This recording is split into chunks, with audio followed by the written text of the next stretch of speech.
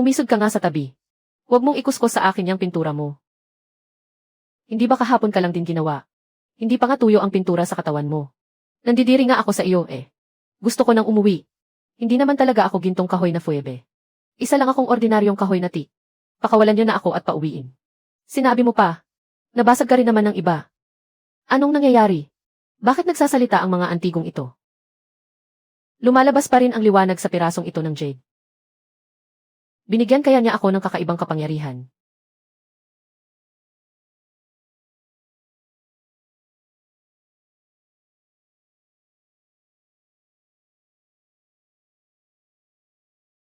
Linyo, ikaw na pampalugi ka.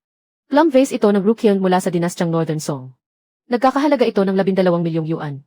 Kahit ibenta kita, hindi mo pa rin iyan mababayaran. Ah! Boss Ma. Kahapon lang sinabi niyo sa customer na plum vase ito ng dinastyang Ming. Bakit ngayon naging mula na sa dinastyang Northern Song? Napakaraming paninda rito sa tindahan. Paano ko naman matatandaan lahat? Wala akong pakialam, ikaw ang nakabasag ng florera na ito. Kaya dapat mo itong bayaran. Saan naman ako kukuha ng pambayad sa inyo? 3 buwan na akong nagtatrabaho rito sa inyo. Pero kahit 1 sentimo wala kayong ibinayad sa akin. Bayaran niyo muna ang utang niyong sahod sa akin. Bago ko bayaran ang basag na florerang ito. Lumalaban ka pa sa akin, ah. Ito ang tandaan mo. Kung wala kang pambayad, mananatili ka rito para magtrabaho bilang kabayaran. Kapag nabayaran mo na ang lahat, saka ka palang pwedeng lumayas dito. Pwe, akala mo kung sino. Lumalaban pa talaga sa akin. Aalis muna ako saglit. Bago ako makabalik. Kapag hindi mo nilinis ng maayos ang lugar na ito. Tingnan mo lang kung anong gagawin ko sa iyo. Ang gahamang boss na ito. Gusto pa talaga akong saktan. Hoy, natatapakan mo ako. Alisin mo nga agad yung paa mo. Anong tunog yon? Sino ba talaga ang nagsasalita? Siyempre, ako ito. Ako yung kamakailan lang ginawa sa horno noong nakaraang linggo. Inaasahan ko pa namang bibilhin ako ng mayaman para guminhawa ang buhay ko. Pero binasag mo lang ako ng ganito. Diyos ko, may multo. Hala, bakit ka nagtatago? Hahaha, florera. Hindi ko akalaing aabot ka rin sa ganito. Umisod ka nga sa tabi. Huwag mong ikuskos sa akin yung pintura mo. Hindi ba kahapon ka lang din ginawa? Hindi pa nga tuyo ang pintura sa katawan mo. Nandidiri nga ako sa iyo eh. Gusto ko nang umuwi. Hindi naman talaga ako gintong kahoy na fuebe. Isa lang akong ordinaryong kahoy na ti. Pakawalan niyo na ako at pauwiin. Sinabi mo pa. Nabasag ka rin naman ng iba. Anong nangyayari? Bakit nagsasalita ang mga antigong ito? Lumalabas pa rin ang liwanag sa pirasong ito ng jade. Binigyan kaya niya ako ng kakaibang kapangyarihan. Paru-paro na gawa sa jade, paru-paro na gawa sa jade. Sabihin mo nga sa akin ng mabilis. Sino ba ang pinakamahalagang kayamanan sa silid na ito? Siyempre, si Ate Jade binana sa istante. Binili iyon ni matandang ma sa halagang 12,000 yuan. Nagsinungaling pa sa akin ang gahamang boss na iyon na ang Jade bina ito ay gawa sa mamahaling Hessian Jade. At nagkakahalaga ng 120 milyong yuan. Ipinagmamalaki pa ng tusong negosyanteng ito na puno ng kayamanan ang buong silid. Yayaman na ako, sa pagkakataong ito, talagang yayaman na ako. Dahil naiintindihan ko ang sinasabi ng mga antigong ito. Tiyak na yayaman ako ng todo kapag naghunting ako ng mga nakatagong hiyas sa pamilihan ng mga antigo. Basta makahanap lang ako ng kahit isang pambihirang kayamanan. Kahit mabali pa ang paa ko sa natitirang bahagi ng buhay ko, hindi na ako mag-aalala. Kahit mabali pa ang paa ko sa natitirang bahagi ng buhay ko, hindi na ako mag-aalala. Halika kayo, wag ninyong palampasin ito. 80 lang, pwede mo na akong iwi. Bilhin mo ako, 30 lang ako. Dapat ako ang bilhin mo. 15 lang ang halaga ko. Hay, bakit wala man lang kahit isang mamahaling gamit dito? Ano ang tinitingnan mo? Nagkakahalaga ako ng 120,000. Basag na jade lang kung makapagyabang ka naman. Nagkakahalaga kaya ako ng buong 600,000. Sa wakas, nakahanap din ng pwesto na may totoong kayamanan. Boss, magkano ang tripod na ito? 850,000. Napakalabis naman yan. Tiyate. Miss, kahit alin dito sa pwesto ko, hindi mo kayang bilhin. Umalis ka na nga.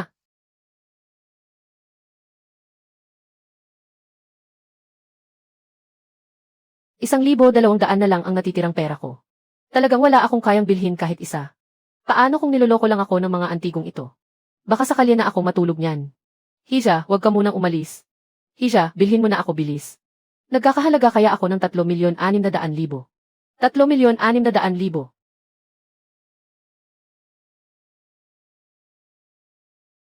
Ang mga iyon ay mga may sira lang.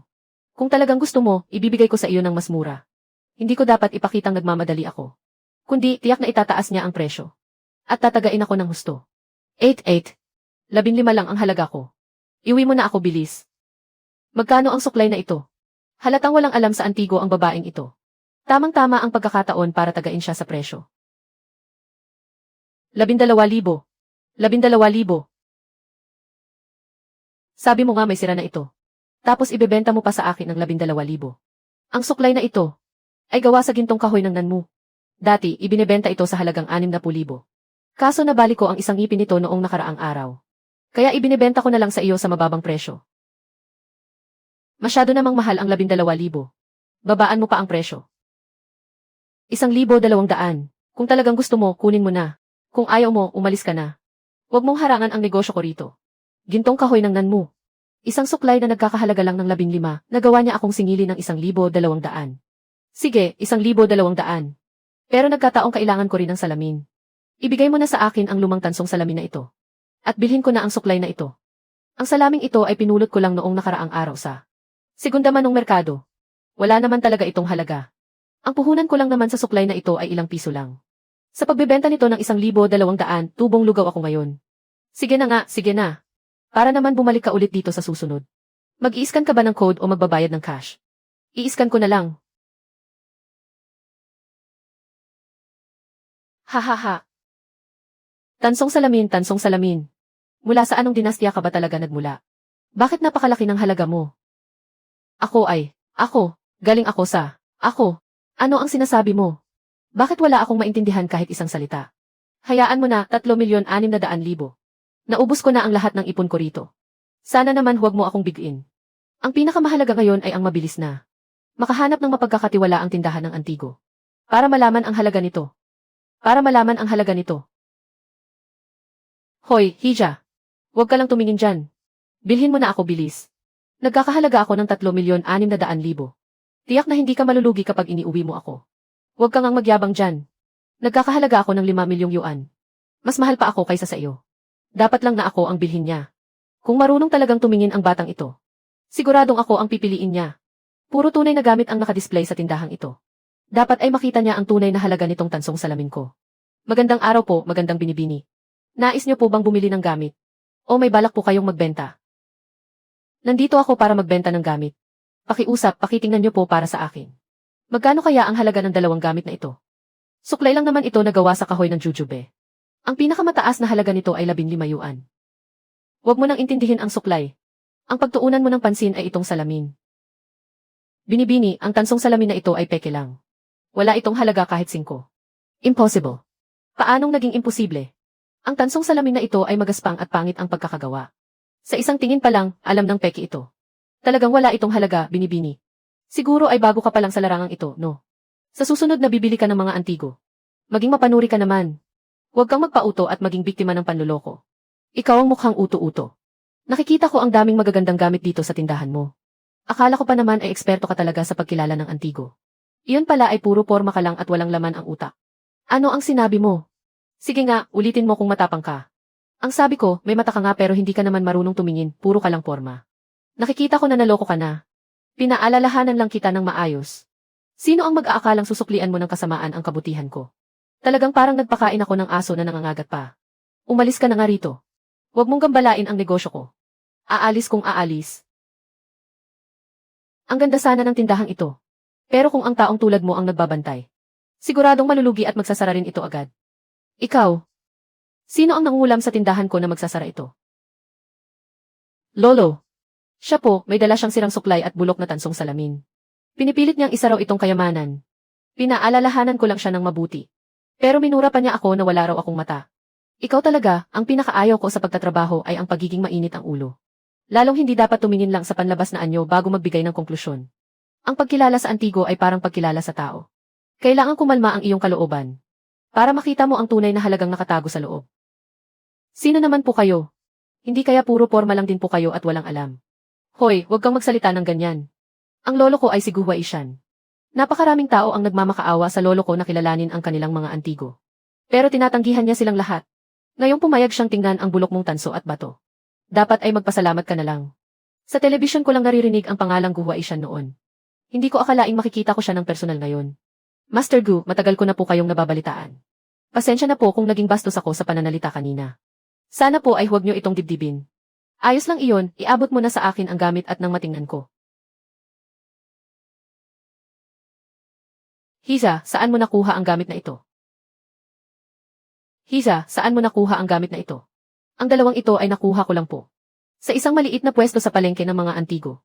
Nako, ang disenyo ng salaming ito ay magaspang at hindi pantay. Hindi ba't isa lang itong ordinaryong tansong salamin? Bakit kailangan mo pang mag-inarte ng ganyan, ha? Ano bang alam mo? Hindi ito basta-bastang tansong salamin lang. Ito ay isang tansong salamin ng 12 mapagpalang nilalang. Paano nangyari iyon? Ang salaming ito ay ang tansong salamin ng 12 mapagpalang nilalang. Master Gu, ano po ba ang tansong salamin ng 12 mapagpalang nilalang? Kahit ang tansong salamin ng 12 mapagpalang nilalang ay hindi mo alam. At naglakas loob ka pang magtrabaho sa isang tindahan ng antigo. Shen, bakit ganyan ka makipag-usap sa customer?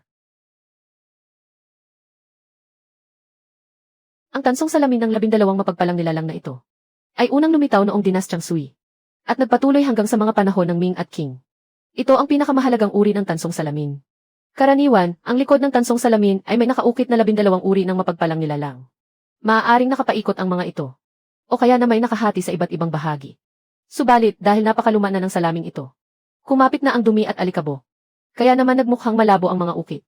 Tama, ang tansong salamin ng 12 mapagpalang nilalang na ito ay sumisimbolo sa swerte. Kaya naman palagi itong hinahanap ng mga kolektor.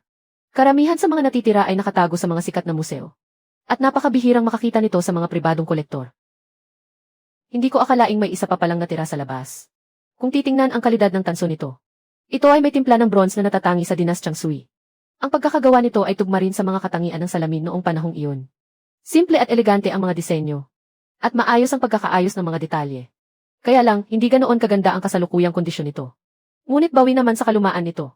At napakabihirang uri nito. Hisha! Ang kasalukuyang halaga sa merkado ng tansong salamin mo ay hindi bababa sa 3.6 na milyong yuan. Ha! Talaga palang nagkakahalaga ito ng 3.6 na milyon. Mukhang hindi nga ako niloko ng mga antigong iyon. Maraming salamat po, Master Gu. Kung hindi dahil sa inyo, siguradong naisahan na ako ng iba. May matalas kang mata, Hija. Para makahanap ng ganitong kayamanan sa isang maliit na bangketa. Napakabihirang mangyari niyan. Hindi ko alam kung balak mo ba itong itabi. O may balak kang ibenta ito. Master Gu, balak ko po sana itong ibenta. Hindi ko lang alam kung interesado po kayong bilhin ito. Siyempre naman.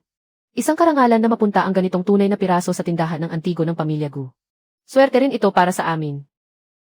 Kung ganoon, Master Gu, sundin po natin ang itinakda ninyong presyo. Magkasundo tayo sa 3.6 na milyon. Nakatanggap ng 3.6 na milyong yuan. Isa, 10, 100, 10,000. Talagang may 3.6 na milyon niya. Mayaman na ako, mayaman na ako. Sa pagkakataong ito, mayaman na talaga ako. Swerte lang naman yan. Nakatsamba lang naman siya. Ano ba ang dapat ipagmalaki riyan? O ano naman ngayon? Ang swerte ay bahagi rin ng kakayahan. Bakit hindi ka rin sumubok makatsamba para makita ko?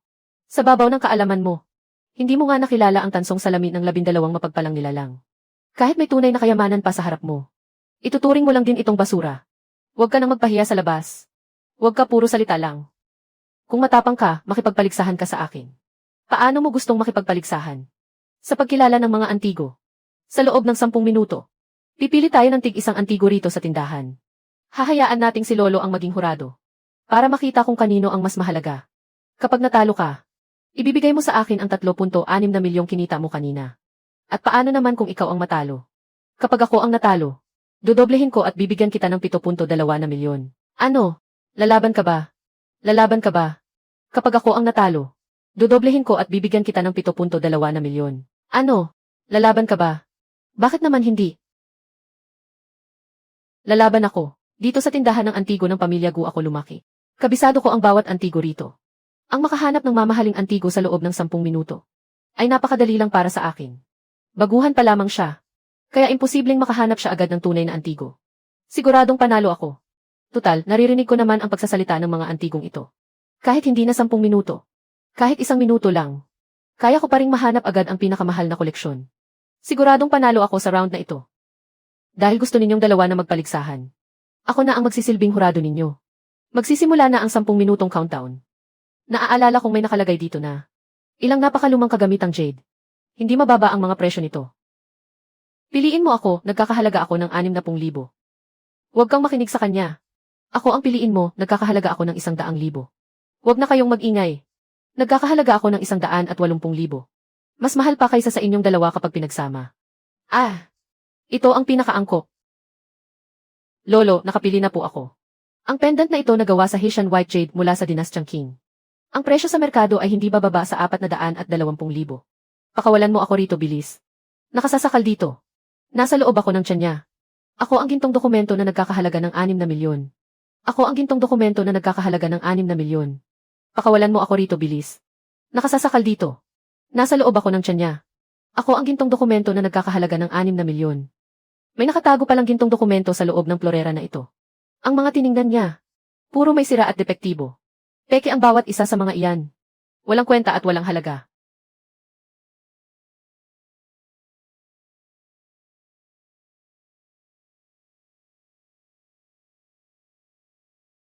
Hahaha. Hindi mo naman siguro iniisip na kapag mas malaki ang antigo, mas mahal ito, hindi ba? Ang kulay ng glaze ng florera mo ay mapusyaw. At magaspang ang mga disenyo. Halatang halata na panggagaya lang ito. Ito ang hari ng mga peke. Samantalang ang sa akin ay isang tunay at lumang kagamitan. Makinis at maganda ang kalidad ng jade. At maayos ang mga ukit nito. Nagkakahalaga ito ng hindi bababa sa 420,000. Ang basag na florera mo naman ay nagkakahalaga lang ng ilang barya. Kung ikukumpara sa pendant kong jade, napakalayo talaga ng pagkakaiba. Hisa, tama si Zhao Kai sa pagkakataong ito. Mabuti pang pumili ka na lang ng iba.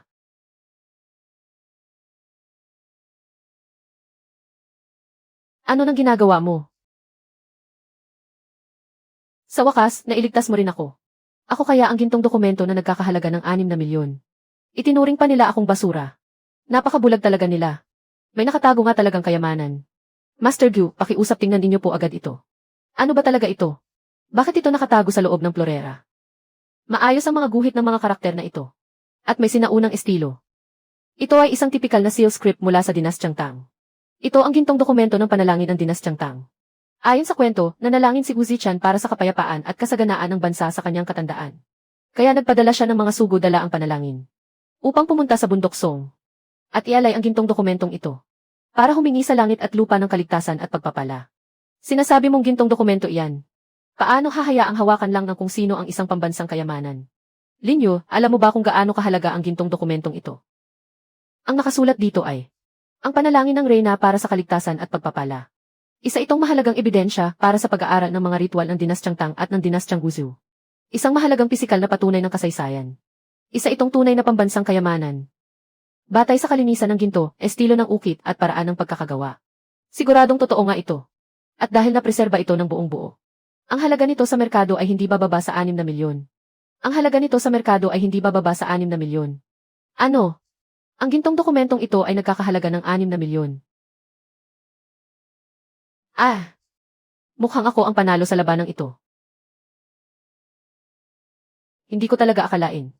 Na sa tindahan ko ng antigo ay may nakatagong napakahalagang kayamanan. At lalong hindi ko inaasahan. Na mahanap niya ito mula sa isang ordinaryong peking florera. Bata. Ngayon ay dapat naiintindihan mo na, di ba? Ang pinakamalaking kalaban sa pagtatasa ay ang pagiging mabilis manghusga. Tiningnan mo lang ang labas ng florera at hinusgahan mong peke agad. Nang hindi sinusuri kung ano ang nakatago sa loob. Iyan ang pagkakaiba mo sa dalagang ito. Ngayong naitakda na ang halaga ng gintong dokumento ng panalangin. Oras na para tuparin ang pustagaya ng pinag-usapan. Kayo mismo ang gumawa ng pustahan. Kaya syempre dapat kayong magpanindigan. Talo si Chen, kaya dapat siyang magbayad. Talo si Chen, kaya dapat siyang magbayad. Tanggapin mo na ang pagkatalo mo, Gu Chen.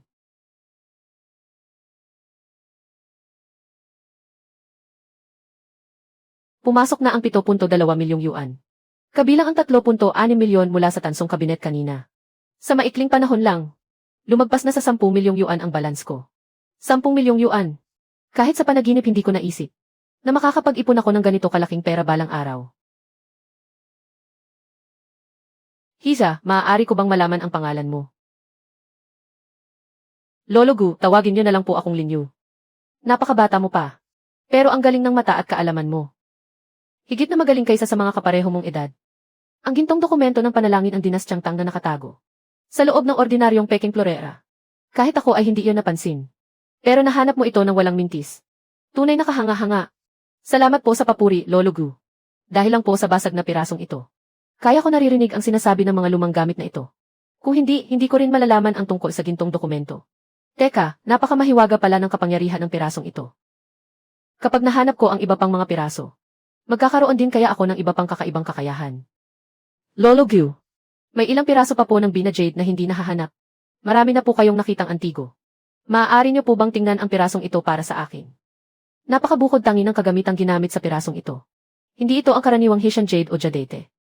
At hindi rin ito karaniwang Lanchan o Dushan Jade. Makisig at pino ang tekstura nito. At may pambihirang kinang na bihirang makita. Ang mga linya sa ibabaw ay napakasinauna rin. Na tila hindi kayang gawin ng modernong teknolohiya. Sa ngayon, hindi ko pa masabi ang eksaktong pinagmulan nito. Ang pirasong ito ng Bina Jade. Parang nakita ko na ito dati. Nakita mo na ito dati. Ilang buwan na ang nakalipas. Sumama ako kay Lolo sa eksibisyon. Ni Ginoong Shen Guan. Sa bulwagan, parang may nakita akong katulad na piraso. Nakalagay iyon sa loob ng isang lalagyan ng alak noon. Mabilisan ko lang yung tiningnan. Natandaan ko lang na napakahawig ng mga linya nito. Pero hindi ako sigurado kung parehong uri nga sila. Si Ginoong Shen Guan ang tinutukoy mo. Yung sikat na kolektor ng mga antigo. Pakiusap, tulungan mo akong itanong sa kanya agad. Kung nasa kanya nga ang pirasong iyon. Handa ko itong bilhin sa mataas na halaga. Bakit naman kita tutulungang magtanong? Kapananalo mo lang sa akin ng 7.2 milyong yuan. Tapos ngayon gagawin mo pa akong utusan. Ikaw talagang bata ka. Kung hindi dahil kay Weiyu. Ang gintong dokumentong ito ay naitapon mo na sa basura. Muntik nang makalampas sa tindahan ng antigo ng pamilya Gu ang isang pambansang kayamanan. Tinulungan kanya ng napakalaki. Mahirap ba para sa'yo ang tumawag lang para magtanong? Sige na po, tatawag na ako ngayon din. Sige na po, tatawag na ako ngayon din. Weiyu, napakabata mo pa. Pero ang galing at kaalaman mo ay higit pa sa mga kapareho mo ng edad. Ilang taon ka na ba? Mayroon ka bang taong malapit sa iyo na nababagay sa iyo? Ah, Lolo Gu po. Huwag niyo na po akong biruin. Malayo pa po ako. 23 pa lang po ako ngayong taon. Hindi ko pa po naiisip ang mga ganyang bagay. Huwag mo na akong tawaging master. Kung hindi mo mamasamain, tawagin mo na lang akong Lolo Gu. Sa susunod, kapag may nakatagpo kang problema sa industriya natin, o kung gusto mong magpatulong sa pagkilala ng mga antigo, pumunta ka lang dito at hanapin ako anumang oras. Huwag kang mahiya sa iyong lolo. Ang apo kong ito ay si Guchen. Mas matanda sa iyo ng 2 taon. 25 na siya ngayon. Hay! Palagi na lang siyang padalos-dalos kapag gumagawa ng mga bagay-bagay. Matalino ka at masipag mag-aral. Kaya perpekto kayong magkapares para punan ang kakulangan ng isa't isa. Kapag may oras ka sa susunod, tulungan mo akong gabayan siya. Pareho naman kayong bata. At magkatulad din ang inyong ugali. Siguradong mas marami kayong mapag-usapan kaysa sa pagsama sa isang matandang tulad ko. Hahaha. Kumusta ang pagtatanong? Kumusta ang pagtatanong? Sinabi ni Lolo Shen, na mayroon nga siyang katulad na piraso. Talaga. Huwag ka munang magmadali. Sinabi niya na hindi rin niya alam kung saan galing ang pirasong iyon. Kaya hindi niya muna ito ibebenta. Pero sinabi rin niya, basta't may gawin ka para sa kanya. Hindi siya kukuha ng kahit isang sentimo. At ibibigay pa niya sa iyo ang piraso ng jade. Anong bagay? Hindi niya sinabi sa telepono. Gusto lang niyang pumunta ka roon ngayon. Para personal niyang sabihin sa iyo. Kung ganoon, pumunta na tayo roon agad. Tama, samahan mo na agad si iyo roon. Bihira lang maging ganito kabukas palad ang matandang si Shen. Baka magbago pa ang isip niya kapag nahuli kayo. Lolo, kailangan ko pa pong bantayan ang tindahan. Nandito naman ako, kailangan mo pa bang bantayan ang tindahan? Kilalang mahirap kausapin ang matandang si Shen. Samahan mo si Yuyu. Para hindi siya pahirapan ng matandang iyon. Sige na nga, hindi ko talaga alam kung ano ang naging utang ko sa iyo sa nakaraang buhay. Tayo na. Lolo Gu, mauuna na po kami roon. Sige, pumunta na kayo. Sige, pumunta na kayo. Nandito na pala si Guchen. Halika, maupo kayo. Lolo Shen. Pasensya na po sa pag-abala. Wala naman akong ginagawa rito sa bahay buong araw. Kaya kapag pumupunta ka rito, masaya talaga ako, haha. Siya ba ang dalagang gustong bumili ng piraso ng jade? Magandang araw po, Lolo Shen. Ako po si Lin Yu. Hisa, tingnan mong mabuti. Ito ba ang pirasong hinahanap mo?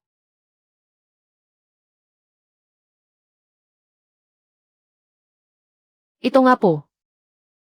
Lolo Shen, ano po ba ang bagay na binanggit ninyo kanina? Basta't kaya ko po. Gagawin ko po ang lahat ng aking makakaya. Halata naman. Kailangan mo talaga ang pirasong ito. Dahil dyan, hindi ko na kayo papaikutin pa. Kamakailan lang ay nakakuha ako ng 3 insensaryong suande. Sa 3 insensaryong suande na ito, isa lang ang tunay na gawa noong dinastyang Ming. Isang orihinal mula sa panahon ng suande. Ang dalawa naman ay mga peking kopya lamang. Bibigyan kita ng kalahating oras. Kung matutukoy mo ng tama ang tunay na antigo, ibibigay ko sa iyo ang piraso ng jade na ito. Nang walang anumang bayad. Lolo Shen, napakahirap talagang kilalanin ang insensaryo ng suande. Hindi po ba parang pinapahirapan niyo siya niyan? Walang problema, hindi ko na kailangan ng kalahating oras. 5 segundo lang, sapat na sa akin. 5 segundo lang, sapat na sa akin. Nababaliw ka na ba? Walang opisyal na pamantayan ang insensaryo ng suande. Maging sa hugis, kalidad ng tanso o disenyo nito.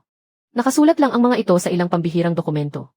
Kaya kailangang ikumpara sa mga sinaunang tala at dokumento. Kahit ang lolo ko na isang eksperto sa antigo, mahihirapan ding tukuyin ang totoo sa loob ng kalahating oras. 5 segundo. Isang baguhang tulad mo. Kahit bigyan ka ng kalahating buwan, hindi mo pa rin malalaman. Tapos magmamayabang ka pa ng 5 segundo. Gusto mo pa ba talaga ang piraso ng jade? Bigyan niyo lang ako ng 5 segundo. Kapag nagkamali ako, aalis ako agad. At hindi na manggugulo pa. Napakalakas ng loob mo, Miss Lin. Kung maituturo mo ang totoong insensaryo sa loob ng 5 segundo, ibibigay ko na rin sa iyo ang totoong insensaryo na iyon. Sandali lang, Lolo Shen. Ang taong ito kasi, medyo may saltik ang utak niya. Kaya huwag niyo na pong seryosohin ang mga sinasabi niya. Saka bago pa lang siya sa industriyang ito. Kaya ang kilalanin ang insensaryo ng suande ay talagang napakahirap para sa kanya. Mas kapana-panabik nga dahil mahirap. Dahil may lakas ng loob si Miss Lin na sabihin kaya niya itong mahanap sa loob ng 5 segundo. Siguradong may natatangi siyang kakayahan. Naniniwala ako sa kanya. Mga gwapo, magaganda, tito, tita, lolo at lola. Pakiusap, sabihin niyo na sa akin agad. Magkano ba talaga ang halaga ninyo? Kailangan ko talaga ang piraso ng jade na iyon. Dahil mukhang tapat ka naman. Sige, sasabihin na namin sa iyo. Nagkakahalaga ako ng 12,000. Ako naman ay 120,000. Akong matanda rito ay nagkakahalaga ng 12 milyon. Ang pangatlo ang totoo. Halata namang peke ang pinili mo. Tingnan mo ito. Makinis ang tanso nito. Maayos ang pagkakagawa. Iba rin ang pakiramdam kapag hinawakan. Ito ang totoong insensaryo. Miss Lin, pag-isipan mo munang mabuti. Kapag nagkamali ka, mananatili sa akin ang piraso ng jade na ito. Kahit hindi ko alam ang pagkakaiba ng tanso o hugis. Sigurado namang hindi ako magkakamali kung ang pinakamahal ang pipiliin ko. Sigurado akong ang pangatlo ang pinipili ko. Sigurado akong ang pangatlo ang pinipili ko. Patay na, yari na. Nang hula ka lang. Palalayasin na tayo rito mamaya. Kung alam ko lang, sana hindi na kita isinama. Ha. Napakatalas ng mata ng batang ito. Hindi ko akalaing sa kabataan mong iyan ay magiging ganito katumpak ang iyong paningin. May natatangi kang ang kakayahan. Lolo Shen, ibig niyo po bang sabihin ay tama ang kanyang hula? Ang pangatlo nga ba talaga ang totoo? Tama, ang insensaryo ng suande na ito ay kamakailan ko lang nakuha. Binasa ko ang lahat ng mga kaugnay na dokumento. At ikinumpara ito sa iba ko pang mga lumang koleksyon. Isang buong araw ko itong pinag-aralan. Bago ko napatunayang ito nga ang totoong insensaryo. Pinag-aralan niyo po pala ito ng buong araw bago niyo nalaman ang totoo. Pero kalahating oras lang ang ibinigay niyo kay Lin Yu. Hindi po ba parang sinasadya niyo siyang pahirapan? Hindi po ba parang sinasadya niyo siyang pahirapan? Haha. Ganyan talaga kapag bata pa. Kailangan dumaan sa maraming pagsubok. Pinili ni Miss Lin ang tama base sa kanyang tunay na kakayahan. Kaya naman, tutuparin ko ang aking pangako. Ang pirasong ito ay sa iyo na simula ngayon. Ibibigay ko na rin sa iyo ang insensaryong suande na ito. Lolo Shen, hindi naman ako mahilig magtabi ng mga antigo. Kung mapupunta lang sa akin ang insensaryong suande na ito, hindi ko rin naman ito mapapakinabangan. Dahil sinabi na ng matanda na ibibigay ito sa iyo. Hindi na niya maaaring bawiin ang kanyang salita. Ay, wag po kayong magmadali. Wag po sana kayong magkamali ng akala. Hindi naman sa ayaw ko itong tanggapin kaya lang. Maaari po bang gawin na lang itong cash? Pwede po bang pera na lang ang ipalit dito? Talagang mukhang pera ka na. Tumahimik ka na nga lang dyan. Walang problema, ililipat ko na lang ang pera sa account mo mamaya. Maraming salamat po sa pag-unawa, Lolo Shen.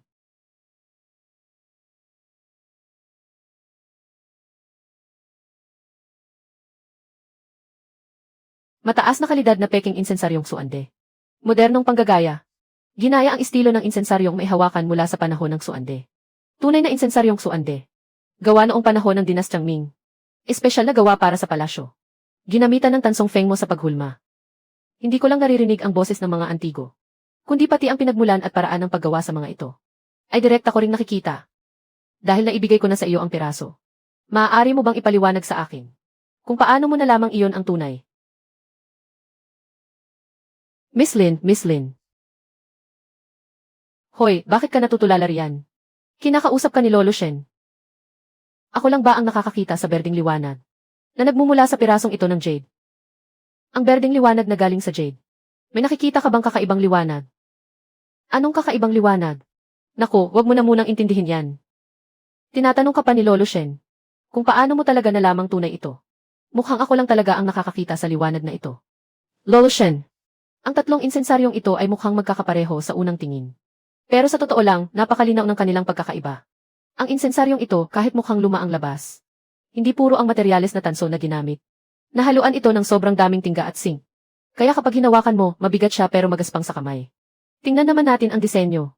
Ang tatak na gawa noong panahon ng suande ng dakilang Ming ay masyadong matigas at pilit ang pagkakaukit. Ito ang pinakamalinaw na katangian ng isang modernong panggagaya. Ang presyo nito ay aabot lang ng 12,000. Ang nasa gitna naman ay isang mataas na kalidad na panggagaya mula sa gitnang panahon ng Dinastyang Qing. Mas maayos ito kumpara sa modernong panggagaya sa tabi nito. Pero masyadong maraming lata ang naihalo rito. Hindi pantay ang kulay at medyo madilim ang itsura.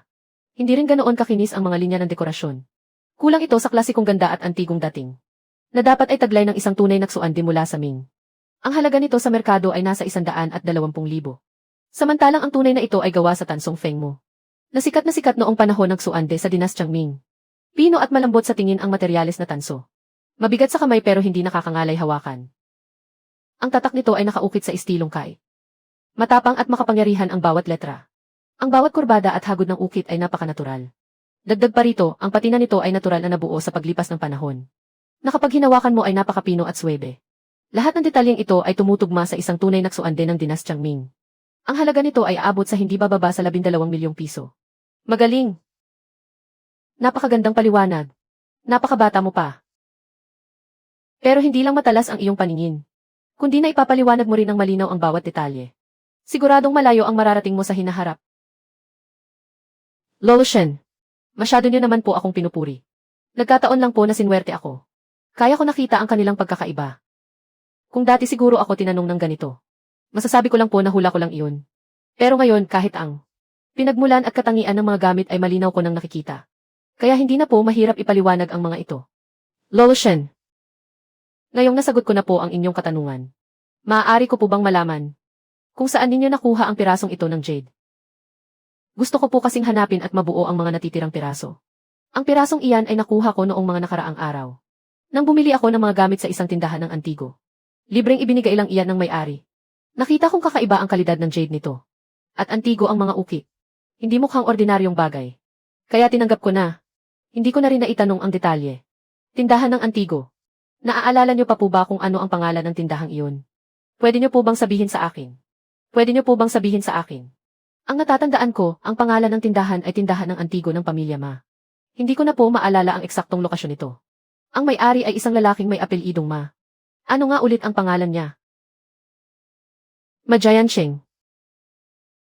Ah, tama. Si Ma Jianqing nga. Hisa, paano ninyo nalaman?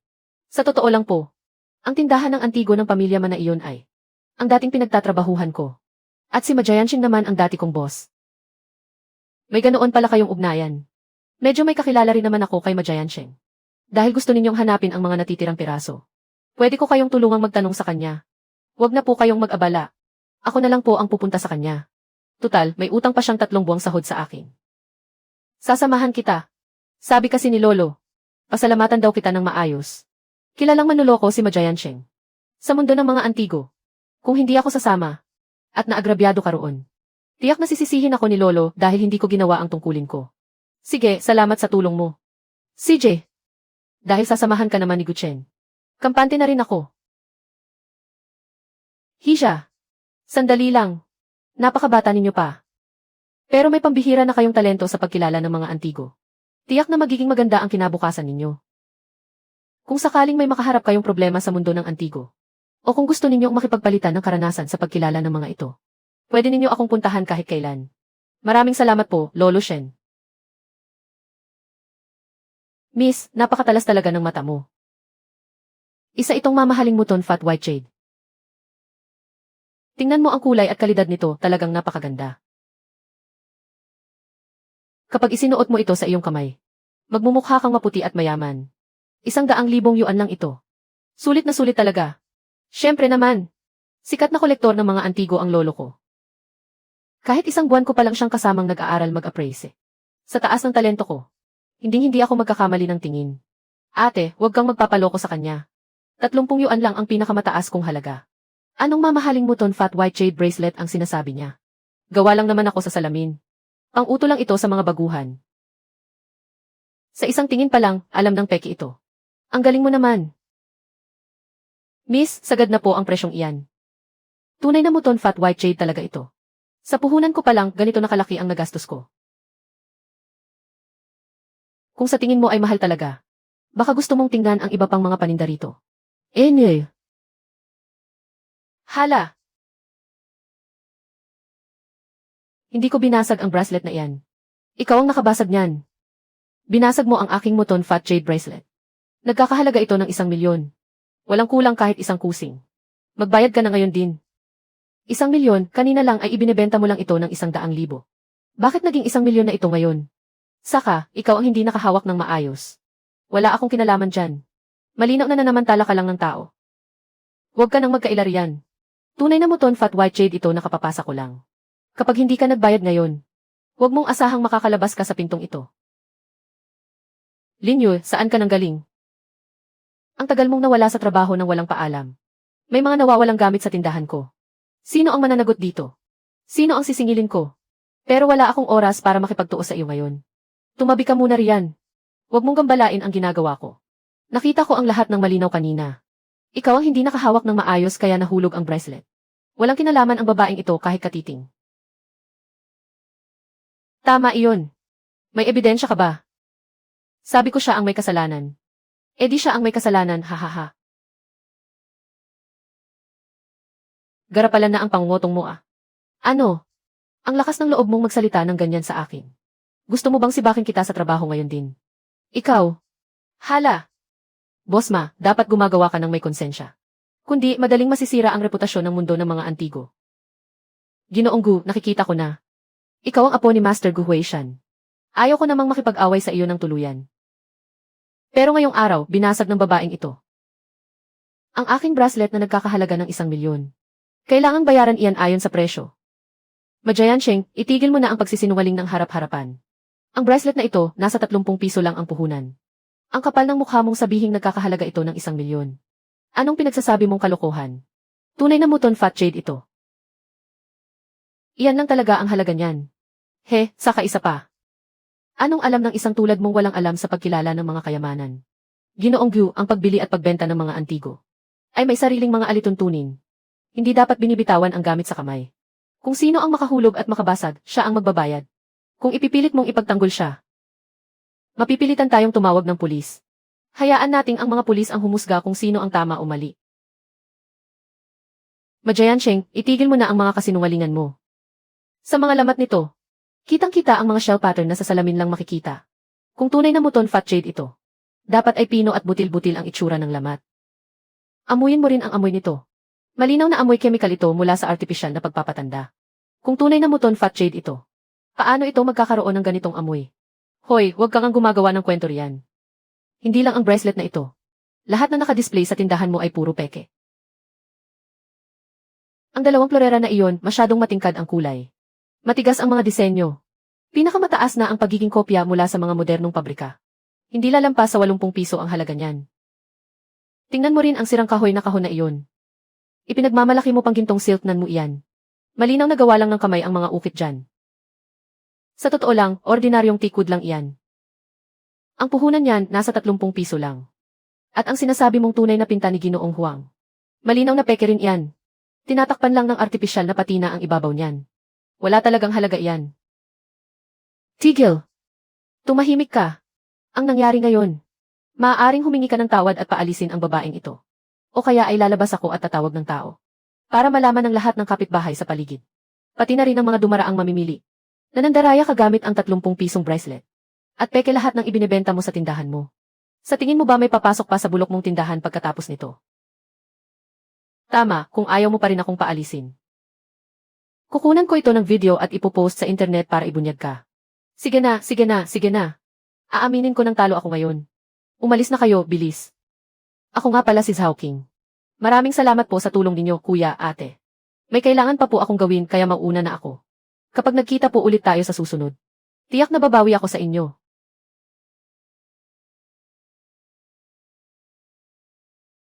Hoy, bakit hindi pa kayo umaalis? Pumunta ako rito ngayon para sa dalawang bagay. Una, opisyal na akong nagbibitiw sa trabaho. At ang utang mong 12,000 sahod sa akin. Is-transfer mo sa akin ng walang bawas kahit 1 sentimo. Anong sahod ang pinagsasabi mo? Ilang araw kang hindi pumasok ng walang paalam. Mabait pa nga ako dahil hindi kita pinanagot doon.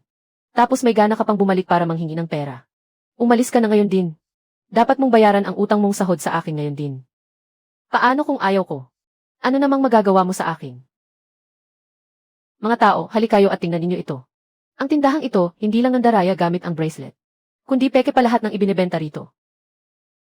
Huwag ka nang sumigaw, babayaran ko na ang sahod mo. Transfer ko na ang pera sa iyo ngayon din. I-transfer ko na ang 12,000 sahod mo. At para sa ikalawang bagay. Nagustuhan ni Lolo Shen Guan ang pirasong ito ng jade. Kaya pinapunta niya ako rito para bilhin ito. Nasaan ba talaga ang iba pang mga piraso? May ugnayan sa iyo si Lolo Shen Guan. Wala ka nang pakialam doon. Sabihin mo na sa akin ngayon din kung may iba pang mga piraso. Nasaan ba talaga ang mga iyon? Ang pirasong iyan. Ibinigay lang iyan ng isang pribadong mamimili noon. Kahit hindi iyan buo. Maganda at makinis naman ang kalidad ng jade. At napakapino kapag hinawakan. Mukhang maayos naman kaya tinago ko. Itinabi ko na lang. Pagkatapos, nagustuhan iyon ni Boss Wang. Kaya naman, ipinasa ko na sa kanya. Anong klaseng pribadong mamimili? Naaalala mo pa ba ang hitsura niya? Naaalala mo pa ba kung ano? Paano ko pa maalala kung sino iyon? Nangyari iyon ilang taon na ang nakalipas. Kaya umalis na kayo rito, bilis. Huwag ninyong harangan ang negosyo ko, pwede ba? Aalis kami, sino ba namang gustong manatili sa bulok mong tindahan? Sandali, hintayin mo ako. Huwag ka nang magalit. Isang piraso lang naman ang kulang, di ba? Mahahanap din natin yan balang araw. Baka naman nasa kung aling sulok lang iyon. O kaya naman ay nakuha ng isang kolektor ng hindi sinasadya. Tiyak na may maiiwang bakas. Madali lang sabihin para sa iyo. Pero hindi ganoon kadaling hanapin. Nga pala, bukas sa Timog Lungsod ay may gaganaping. Isang malaking pagtitipon para sa palitan ng mga antigo. Doon ang mga eksperto sa antigo. Pati na ang mga dalubhasa ay darating. Para ipakita ang mga bago nilang nakuhang kayamanan. Pwede mong dalhin ang mga piraso ng jade na hawak mo. Baka sakaling makahanap ka roon ng bakas. Talaga, saan ba gaganapin ang pagtitipon na iyon? Anong oras magsisimula bukas? Doon lang sa bulwagan ng pagtitipon sa Timog Lungsod. Sasabihan kita bukas para sabay tayong pumunta. At sasamahan kitang maghanap ng bakas. Mabuti naman, malaking tulong ka talaga ngayon, Guchen.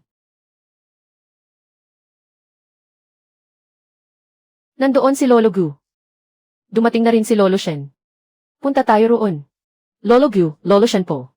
Ano po ang pinag-aaralan ninyo sa larawang iyan? Ang daming tao rito. Hisa, hindi ko inaasahang pupunta ka rin pala rito. Noong mga nakaraang araw, nakakuha ako ng isang sinaunang pinta mula sa isang lumang kaibigan. Napakalalim ng husay ng pagkakaguhit nito. At halatang luma na rin ang papel. Mukha talaga itong orihinal. Pero may ilang bahagi na hindi ako sigurado. Kaya dinala ko ito rito para masuri nating lahat. Kaming mga matatanda rito ay nagtipon-tipon. At pinag-aralan ito ng halos 1 oras. Pero wala pa ring makasiguro kung sino talaga ang nagpinta nito. Masyado nang malabo ang lagda para mabasa. At hindi na rin makilala ang mga titik sa selyo. Talagang nakakalito ito. Talagang kakaiba ang estilo ng pintang ito. Pino at swebe ang mga guhit. Malusog at marangal ang mga tauhan. Elegante ang pagkakakulay. May dating ng maunlad na dinastyang Tang. Pero kung titingnang mabuti, may kakaiba rito. Talagang mahirap magbigay ng konklusyon. Lolo Gyu, Lolo Shenpo. Pwede po bang patingin din ako? Baka sakaling makakita ako ng ilang pahiwatig. Lolo Gyu, Lolo Shenpo. Pwede po bang patingin din ako? Baka sakaling makakita ako ng ilang pahiwatig. Isang batang babae. Napakabata pa. Ang lakas ng loob na magyabang sa harap ko. Ang pagkilala sa sinaunang pinta ay hindi laro ng bata. Kailangan dito ng totoong kakayahan at dedikadang karanasan. Ako si Zhao Deshan, ilang dekada ko nang pinag-aaralan ang mga sinaunang pinta. Pero hindi pa rin ako basta-basta nagbibigay ng konklusyon. Napakabata mo pa. Ano ba ang alam mo sa sining at komposisyon ng pagguhit? Kaibigang Zhao, huwag mong maliitin si Lin Yu. Bagaman bata pa siya. Pero napakatalas talaga ng kanyang paningin. Tama, ang kakayahan ni Lin Yu sa pagkilala ng antigo ay higit pa sa mga kaedad niya. Hayaan natin siyang lumapit at tingnan ito. Baka sakaling may mahanap siyang hindi natin inaasahan. Dahil pinagtatanggol ka ni na Lolo Shen at Lolo Gu. Sige, lumapit ka at tingnan mo. Gusto kong marinig kung anong klaseng paliwanag ang masasabi mo. Ako kaya ang larawan ng mga kababaihan sa palasyo na ipininta ni Zhu Fang. Nagkakahalaga ako ng 12 bilyong yuan. Kanina pa tumitingin ang mga taong ito. Pero hindi man lang nila ako nakilala. Mga bulag talaga. Ang pintang ito ay nagkakahalaga pala ng 12 bilyon. Lin Yu, may mali ba? Hiza, okay lang kung wala kang makita. Kahit kaming mga matatanda ay hindi ito naintindihan. Kaya normal lang na hindi mo rin ito makita. Sinasabi ko na nga ba? Isang batang babae lang naman siya. Akala mo naman talaga ay may makikita siyang hiwaga rito. Hindi po ito isang ordinaryong sinaunang pinta. Ito po ay ang mismong orihinal na gawa ni Zhu Fang. Anong Zhu Fang? Hindi ka ba nagbibiro? Karamihan sa mga natirang gawa ni Zhu Fang ay mga kopya na lamang mula sa mga sumunod na henerasyon. Napakabihira ng mga orihinal na gawa sa palasyo. Paano naman ito mapupunta rito? Ang nawawalang pintang ito ay nababasa lamang sa mga talaan ng kasaysayan. Hindi pa kailanman nakikita ang orihinal nito. Bakit sigurado ka na ito nga ang orihinal? Yethi, gawa-gawa lang iyan. Ilang taon ko nang pinag-aaralan ang mga sinaunang pinta. At kaya kong itaya ang aking reputasyon. Na walang anumang matibay na ebidensya sa kasaysayan. Na nagpapatunay na umiiral ang nawawalang pintang ito. Maraming gumaya sa mga pinta ng kababaihan ni Zhu Fang sa paglipas ng panahon. Pero ang sabihing ito ang orihinal, ay imposibleng mangyari. Tumahimik muna ang lahat. Hayaan niyo siyang tapusin ang kanyang sinasabi. Hindi ko lang alam na ito ay orihinal na gawa ni Master Zhao. Alam ko rin kung ano ang tawag sa pintang ito. Alam na alam ko ang pamagat nito. Hindi lang basta orihinal na gawa ni Master Zhao ito. Alam ko ang eksaktong pangalan nito. Ito ang larawan ng mga kababaihan sa palasyo. Haha, naku bata. Masyado kayata maraming binabasang kung ano-anong kwento sa kasaysayan. Ang larawan ng mga kababaihan sa palasyo ay sa mga sinaunang talaan ng mga pinta lamang paminsan-minsang nababanggit. Sinasabing ginawa ito ni Zhu Fang para lamang sa palasyo. Mahigit 1,000 taon na itong nawawala sa mundo. Tama. Kakaunti lang ang mga tala tungkol sa larawan ng mga kababaihan sa palasyo sa mga dokumento. Wala pang record na may nakitang pisikal na kopya nito, Lin Yu. Sigurado ka ba talaga na hindi ka nagkakamali sa iyong pagsusuri? Hiza, hindi mo dapat basta-basta sinasabi ang mga ganyang bagay. Kung mapagkakamalan itong orihinal na gawa ni Zhu Fang. Lalo na ang nawawalang larawan ng mga kababaihan sa palasyo. Kaming mga matatanda rito ay mapapahiya ng husto at wala ng mukhang ihaharap. Lolo Gyu. Sigurado po ako na ito ang larawan ng mga kababaihan sa palasyo ni Zhu Fang. Hindi ko po ito basta-basta sinasabi lang ng walang basehan. May ebidensya ka ba para patunayan na ito nga ang orihinal na gawa ni Zhu Fang na nawala ng 1,000 taon? Kung wala kang maipapakitang ebidensya, huwag ka nang magdadaldal dito. Umalis ka na rito agad. Siyempre, mayroon akong ebidensya. Nakatago ito sa loob ng mga suso ng pintang ito. Pahiram muna ng lighter mo, gagamitin ko lang. Hoy, anong balak mong gawin? Hinding-hindi pwede yan. Lin Yu, kailangang pag-isipan mo itong mabuti. Napakaluma na ng pintang ito. Kahit kaunting pagkakamali lang, ay tuluyan na itong masisira at mawawala. Tama, Lin Yu. May punto ang sinasabi ni Lolo Gu. Kahit hindi ito ang orihinal na gawa ni Zhu Fang. Isa pa rin itong mahalagang antigong kagamitan. Kapag nasunog iyan, wala na tayong magagawa. Tingin ko ay wala ka talagang maipapakitang ebidensya. Kaya gusto mo na lang sunugin ang pinta para makalusot sa kasinungalingan mo. Tutal, hindi naman sa iyo ang pintang iyan. Kaya hindi ka manghihinayang kahit masira pa ito. Ang talas din ng plano mo, ah. Dahil mukhang kampante naman si Lin Yu. Magtiwala tayo sa kanya sa pagkakataong ito. Lagi namang maingat at tama ang kanyang pagkilala sa mga antigo. Hindi niya isusugal ang isang sinaunang pinta ng walang dahilan. Lolo Gu, mga kagalang-galang na eksperto. Alam ko po ang ginagawa ko. Ang ebidensya ay nakatago sa ilalim ng pintang ito. Kung hindi lumabas ang tunay na obra matapos itong painitan, handa po akong pasanin ang lahat ng pananagutan.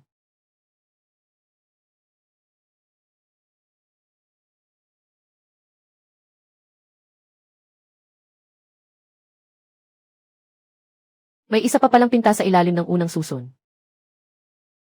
Impossible ito. Paanong naging dalawang suson ang pintang ito? Kanina ko pa ito sinusuri ng matagal. Pero wala akong nakitang kahit anong bakas ng pangalawang suson.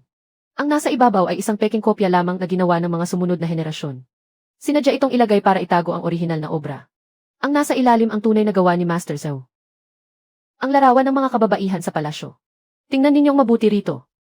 Kahit na natatakpan ito ng isang suso ng kulay, makikita pa rin ng malinaw ang pangalang Zhu Fang. Saan yon ang mga karakter na seal script? Tingnan din ang nakatagong tatak dito. Ito nga ang kanyang personal na selyo na iniwan. Ang pintor mula sa angkan ni Zhu. Ang mga karakter at disenyo sa labas ay pawang mga panggagaya lamang ng mga sumunod na tao. Tama, tugmang-tugma ito sa mga nakasulat sa mga sinaunang aklat.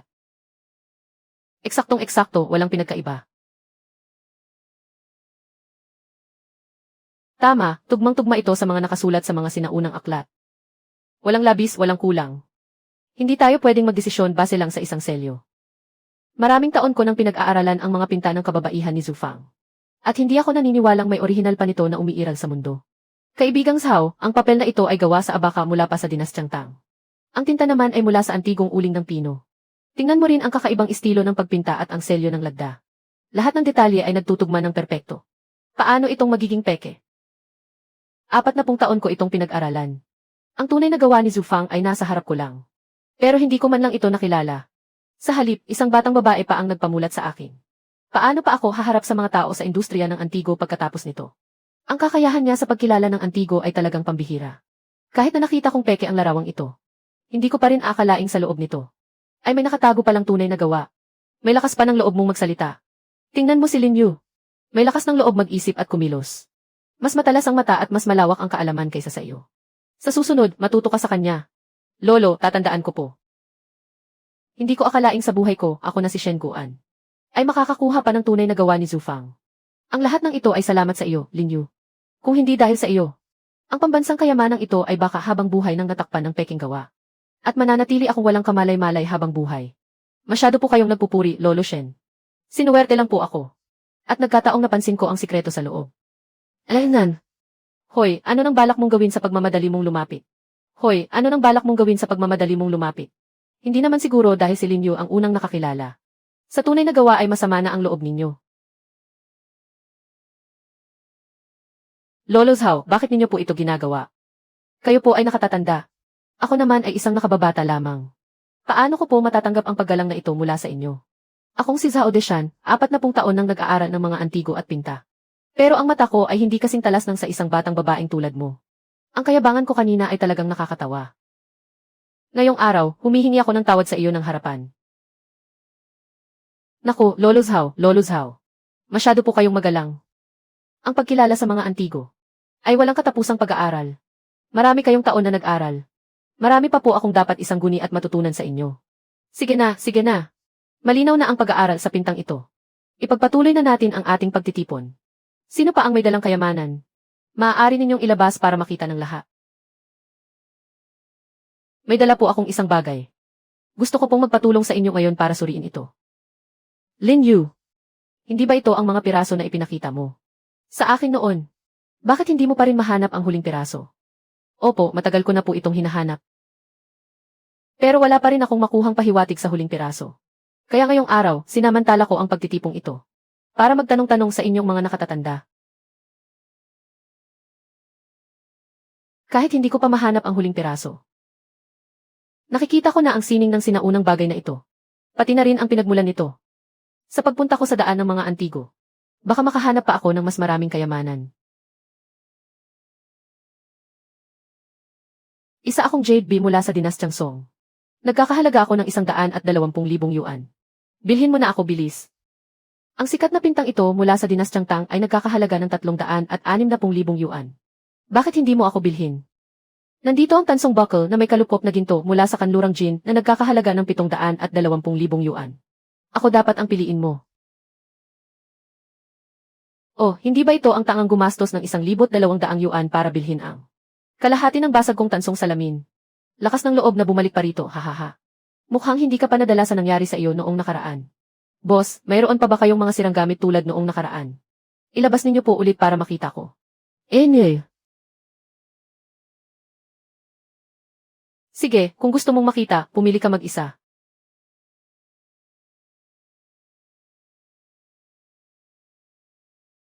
Ate, nagkakahalaga lang ako ng 80 yuan. Kunin mo na ako bilis.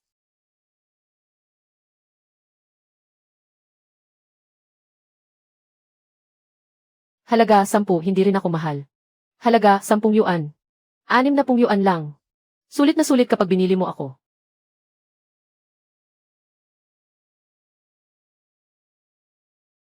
Ah! Haha, Lin Yu.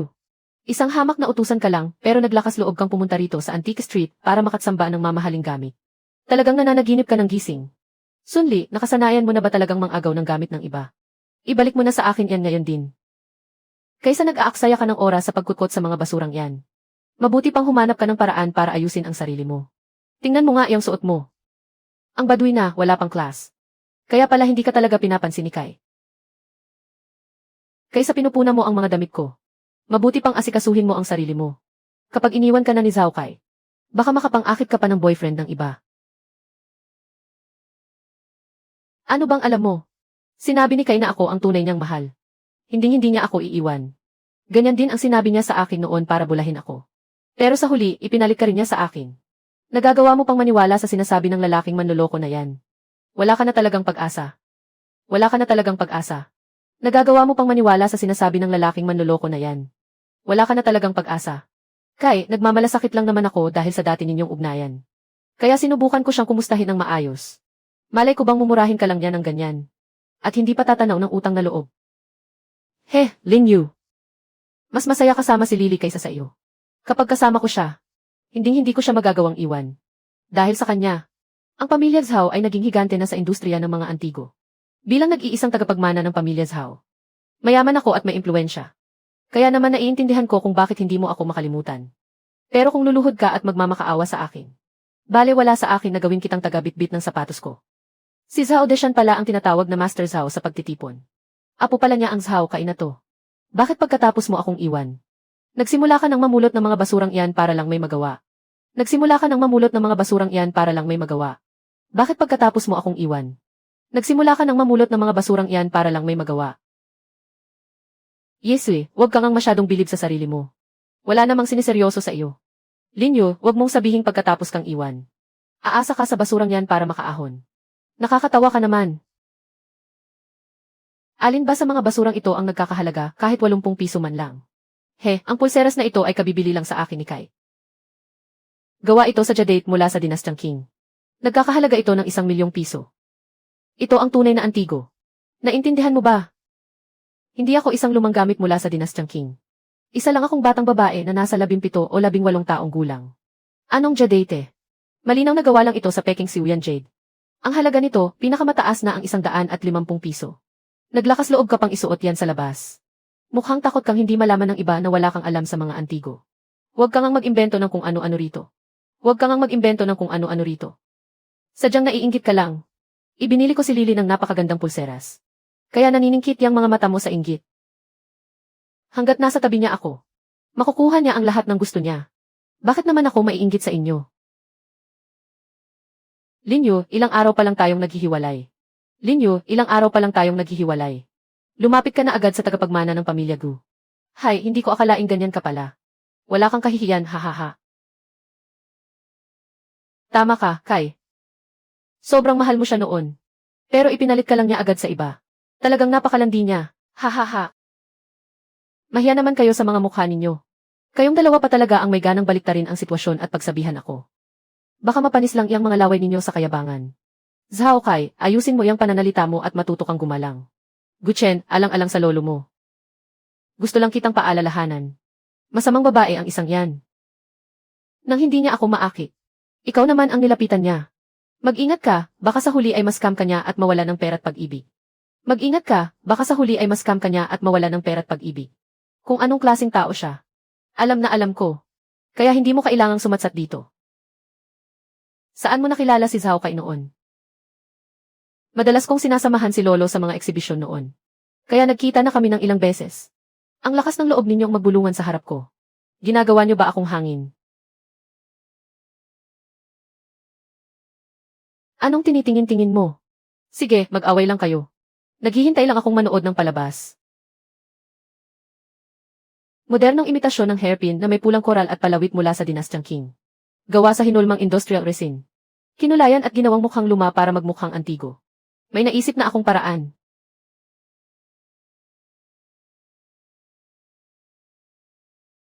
Honey.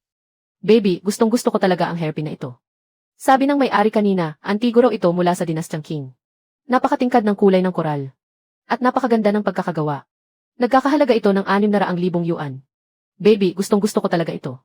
Bilhin mo ito para sa akin, please. Siyempre naman. Kung gusto mo, bibilhin ko agad para sa iyo. Guchen, nababaliw ka na ba? Bago pa lang kayong magkasama. Pero humihingi na agad siya ng hairpin na nagkakahalaga ng 600,000. Malinaw na pera mo lang ang hinahabol niya. Basta gusto ng girlfriend ko. Hindi lang 600,000. Kahit 6 na milyon pa, bibilhin ko. Hindi ako tulad ng iba riyan. Nakuripot at ayaw bumili ng totoong gamit para sa girlfriend nila. At nanloloko gamit ang peking jade bracelet na nagkakahalaga lang ng 150 yuan. Tapos may lakas pa ng loob na sabihing mukhang pera ang iba. Sa tingin ko, sinasadya niyo talaga ito. Para sirain ang relasyon namin ni Lily. Hindi magpapaloko sa inyo si Lily. Lily, pumili ka lang ng kahit anong gusto mo rito. Sa buong daanang ito ng mga antigo ngayon. Basta may nagustuhan ka. Bibilhin ko lahat para sa iyo. Hindi problema sa atin ang pera.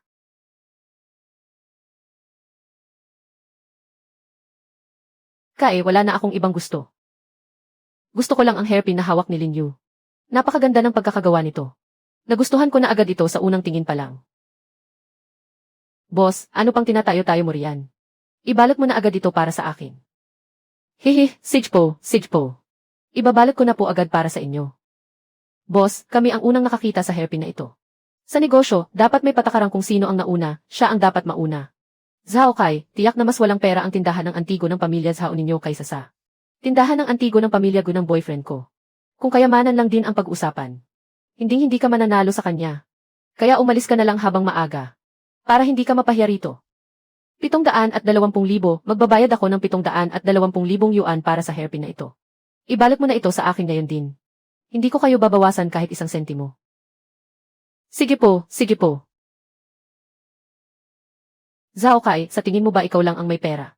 Bibilhin ko talaga ang hairpin na ito ngayon. Boss, 1.2 milyong yuan. Sa akin na ang hairpin na ito. Talagang 1.2 milyong yuan. Ang boyfriend ko talaga ang handang gumastos. Hindi tulad ng iba riyan na napakakuripot. Zhao Kai, huwag ka nang magpanggap na mayaman. Sino ba sa mundo ng antigo ang hindi nakakaalam na ang ginagastos mo? Ay galing lang naman sa lolo mo. Naku, Zhao Kai. Umaasa ka pa rin pala hanggang ngayon. Sa baon na ibinibigay ng lolo mo para mabuhay. Buti na lang nakipaghiwalay ako sa'yo noon. Kundi baka katulad na ako ni Sun Li ngayon. Na hindi man lang mabili ang mga bagay na gusto ko. Napakapait siguro ng buhay. Paano namang hindi yan mabibili ni Baby? Baby, kailangan mong bilhin ang hairpin na ito. Kundi kapag kumalat ito sa grupo natin. Iisipin ng lahat na mas mababa ka kay Guchen. Habang buhay ka na lang na mapapasailalim sa kanya. Magbabayad ako ng 2.4 milyon. Magbabayad ako ng 2.4 milyon. 2.4 milyon.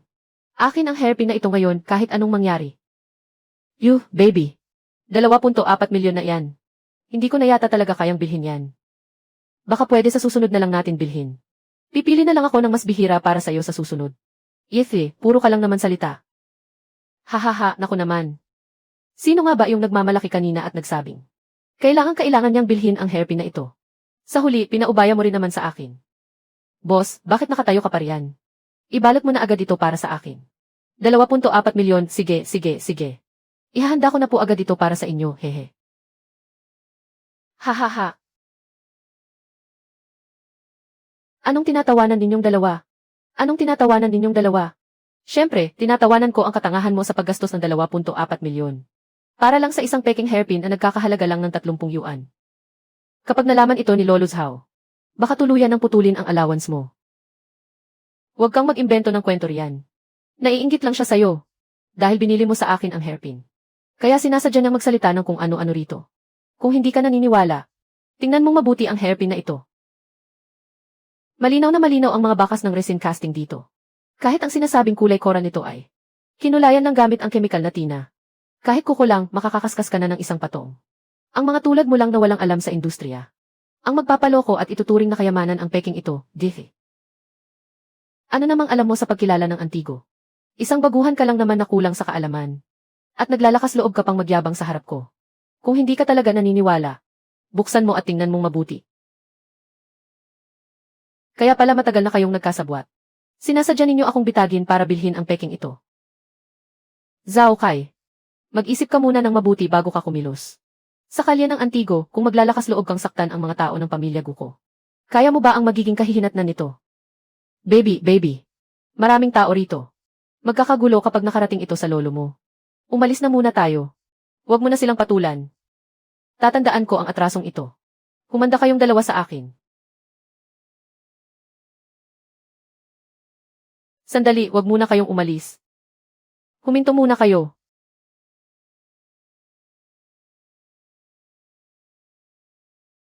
Nasa kamay pala ni Sun Li ang huling piraso. Ito nga ang hinahanap ko. Kailangan ko itong makuha kahit anong mangyari. Ito ba? Ito ang limitadong edisyon na bag na binili lang sa akin ni Baby. Nagkakahalaga ito ng 1 milyong yuan. Bakit, naiinggit ka ba? Zhao Kai, hindi ba't minamaliit mo ang kakayahan ko sa pagkilala ng antigo kanina? May lakas ng loob ka bang makipagpaligsahan sa akin? Anong kalokohan na naman ang binabalak mo? Huwag mong isipin na dahil naisahan mo ako kanina, ay magagawa mo ulit ang parehong laro. Isang beses lang naman na pagkilala ng antigo. O baka naman natatakot ka? Gusto ko ang bag na ito. Gawin natin itong pustahan. Kapag natalo ako, bibilhin ko pabalik ang hairpin na iyon sa halagang 3.6 milyong yuan. Ituring mo na itong paumanhin ko sa iyo. Pero kapag ako ang nanalo, mapupunta sa akin ang bag na ito. Hamak na empleyado ka lang naman. Paano mo naman mailalabas ang ganito kalaking pera? Wala kang pakialam kung saan ko kinuha ang pera. Sabihin mo na lang kung lalaban ka sa pustahan o hindi. Kai, sinuwerte lang si Lin Yu kanina. Nagkataon lang na nakita niyang peke ang hairpin na iyon. Napakadali lang para sa iyong talunin siya. Sige, tinatanggap ko ang hamon na ito. Pero maihihilingin muna ako. Sige, sabihin mo. Pustahan nating dalawa ito. Hindi siya pwedeng tumulong sa iyo. Ikaw mismo ang pipili ng gamit. At ikaw rin ang kikilala kung totoo o peke ito. Kapag may nagbigay ng pahiwatig ng palihim, ituturing na talo ka na. Sige, pero ako ang magtatakda ng mechanics ng laban. O, ano naman ang balak mong paglabanan natin? Sa loob ng 3 oras, kukuha tayo ng tig-isang replika dito sa Antique Street. Kung kaninong replika ang mas mataas ang halaga, siya ang panalo. Hahaha, Lin Yu. Nasisiraan ka na ba ng bait? Sa pagkilala ng antigo, laging totoong gamit ang hinahanap. Sino ba namang matinong tao ang maghahanap ng peke? May antas din ang mga replika. Ang mga ordinaryong peke, barya-barya lang ang halaga ngayon. Pero kung galing ito sa dinastyang Ming o Qing, ang presyo nito ay aabot ng libo-libo o daan-daang libo pa. May sining din sa likod ng mga replika. Kung hindi mo kaya, pwede ka pang sumuko ngayon habang maaga pa. Replika lang naman ang hahanapin. Huwag ng 10 minuto. 5 minuto lang, makakahanap na ako. Siguraduhin mo lang na hindi ka atras kapag natalo ka. Bata pa lang si Kai, namulat na siya sa mundo ng mga antigo. Lahat ng klase ng mamahaling replika ay nakita na niya. Hamak na mas magaling siya sa iyo sa pagkilala ng mga antigo. Para mo na ring ibinigay sa amin ang 3,600,000. Kung hindi namin ito tatanggapin, parang binigo na rin namin ang alok mo. Tingnan na lang natin kung sino ang tatawa sa huli. Magsimula na tayo.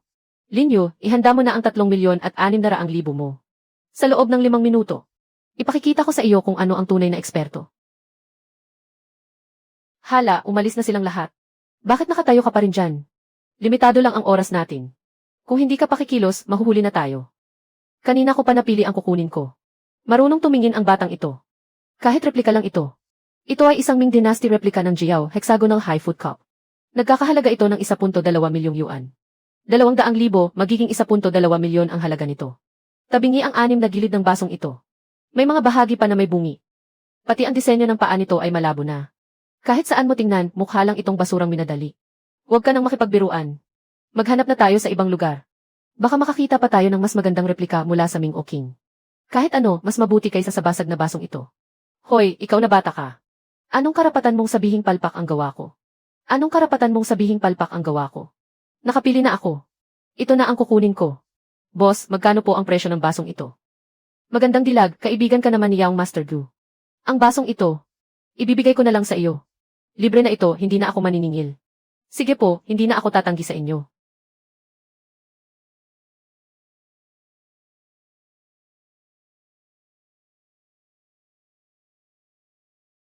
Akala ko ba 5 minuto lang? Bakit inabot na kayo ng dilim bago bumalik? Linyo, ito lang ba ang nahanap mo? Isang basag na baso lang pala. Kahit itapon mo yan sa kalsada, walang magkaka-interes na pulutin yan. May gana ka pa talagang magdala niyan para lang may maipantapat. Akala ko pa naman kung anong mahalagang kayamanan ang nahanap mo. Isang basag na ko pa lang pala. Yue, wag mong sabihing alam mong matatalo ka na. Kaya pumulot ka na lang ng basura sa kung saan-saan. Para lokohin kami gamit yan. Itong florera ko naman ay isang imitasyon mula sa dinastyang Qing. Ng imperial na florera ng peony scroll na asul at puti. Matingkad at may bahagyang pagkaasul ang kulay nito. At ang disenyo ng peony scroll na ito. Napakadetalye ng pagkakapinta. Napakakinis ng mga hagod ng brush. Nagkakahalaga ito ng hindi bababa sa 180,000 yuan. Tingnan mo naman iyang basag mong kopa. Pinakamataas na ang 80 yuan ang halaga niyan. Hindi man lang aabot sa barya ng florera ko. May lakas ka pa talagang ipakita yan para ipahiya ang sarili mo. Sigurado nang panalo ako sa pustahang ito. Tanga, naniniwala ka naman sa lahat ng sinasabi ng tindero. Isa lang yung ordinaryong florerang luwad. Na nagkakahalaga lang ng 150 yuan sa pinakamataas. Naloko ka na naman. Mukha ngang kahanga-hanga ang florera mo sa unang tingin. Pero sa kasamaang palad, isa lang itong modernong. Magaspang na imitasyon mula sa isang maliit na pagawaan. Ang kulay ng glaze ay kinulayan gamit ang mga kemikal. At mayroon pa itong peking kintab sa ibabaw. Ang mga linya ng peony scroll ay matigas at walang buhay. Kahit ang halo effect ng asul at puting kulay ay manong-manong ipininta lang. Pinakamataas na ang 150 yuan para dyan. Pinakamataas na ang 150 yuan para dyan. At itong hexagonal na kopang may mataas na paa na nahanap ko ay gawa talaga sa opisyal na horno ng dinastyang Ming. Isang dekalidad na imitasyon ng jikil ng dinastyang Song. Ang natural na bitak sa ibabaw ng glaze ay bumuo ng disenyong gintong sinulid at bakal na linya. Ang hexagonal na hugis nito ay napaka-perpekto. At ang dugtungan ng kawayang paa ay napakahigpit. Kahit ang ginamit na luwad ay ang malagkit na kaning luwad na sikat noong dinastyang Ming. Ang presyo nito sa merkado ay maaaring umabot sa 1.2 milyong yuan. Kalokohan. Binili ko ang florerang ito sa napakalaking halaga. Mula sa isang matandang kolektor. Paano ito magiging 150 yuan lang ang halaga? At saka, bakit naman magiging 1.2 milyong yuan ang halaga ng basag na kopang yan? Sino ang magpapatunay para sa iyo? Ako na matanda ang magpapatunay niyan. Lolo, bakit po kayo nandito? May nagbalita sa akin na kaibigan na nakikipagtalo ka raw dito sa iba. Kaya pumunta ako para tingnan. Hindi ko akalaing makakapanood ako ng ganito kagandang palabas. Lolo, maupo po muna kayo. Hisayu, akin na ang kopang iyan at nang matingnan ko.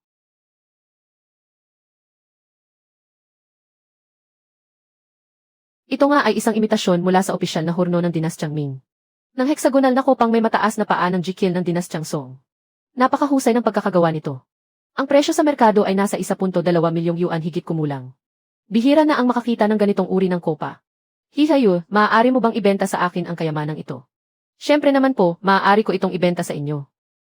Tungkol naman sa florerang porselana na ito. Isa lang itong imitasyon na ginamitan ng chemical na glaze.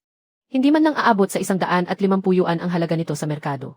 Batang Zhao, ilang dekada na akong nagtatrabaho sa industriya ng antigo. May bigat pa naman ang mga sinasabi ko. Sinasabi kong nagkakahalaga ang kopang ito ng 1.2 milyong yuan. Tatanggapin mo ba o hindi? Tatanggapin mo ba? Sinasabi kong nagkakahalaga ang kopang ito ng 1.2 milyong yuan. Tatanggapin mo ba? Dahil kayo na po mismo ang nagsabi. Siyempre po, tatanggapin ko. Sino ba talaga ang matandang iyan? Bakit kung ano ang sabihin niya ay siyang masusunod? Tumahimik ka, ano bang alam mo? Ang tindahan ng antigo ng pamilya Gu ang nangunguna sa industriyang ito. Ang pamilya Zhao natin ay may ilang proyekto pa na naghihintay na makipagtulungan sa pamilya Gu. Ang nasa harap natin ngayon ay ang mismong matandang pinuno ng pamilya Gu. Tapos na ang pustahan. Oras na para tuparin ang pangako. Iabot mo na ang bag. Honey, huwag kang pumayag sa kanya. Ibigay mo sa kanya ang bag. Sa wakas, nahanap ko na rin ang huling piraso. Kapag nabuo na ang 3 piraso, tiyak na mas lalo pang lalakas ang kakayahan ko sa pagkilala ng mga antigo.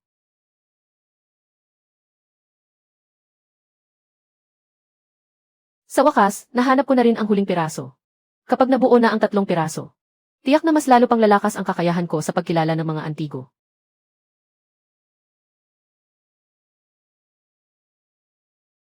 Linyo, anong nangyari sa iyo?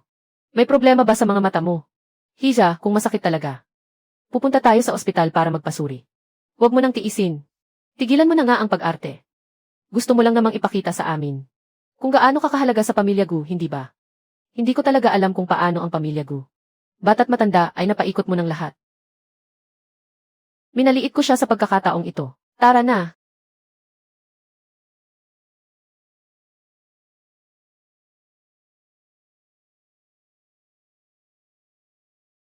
Mabuti pang huwag mo na akong titigan. Isa akong bagay na nagdadala ng matinding kamalasan. Mag-ingat ka, baka guluhin kita. Mag-ingat ka, baka guluhin kita. Mabuti pang huwag mo na akong titigan. Isa akong bagay na nagdadala ng matinding kamalasan. Mag-ingat ka, baka guluhin kita. Ngayon, hindi lang ako nakakapagkilala ng mga antigo. Nakikita ko na rin pala ang aura nito. Linyo, bakit ka na naman natutulala? Kumusta ba talaga ang mga mata mo? Gusto mo bang pumunta sa ospital ngayon?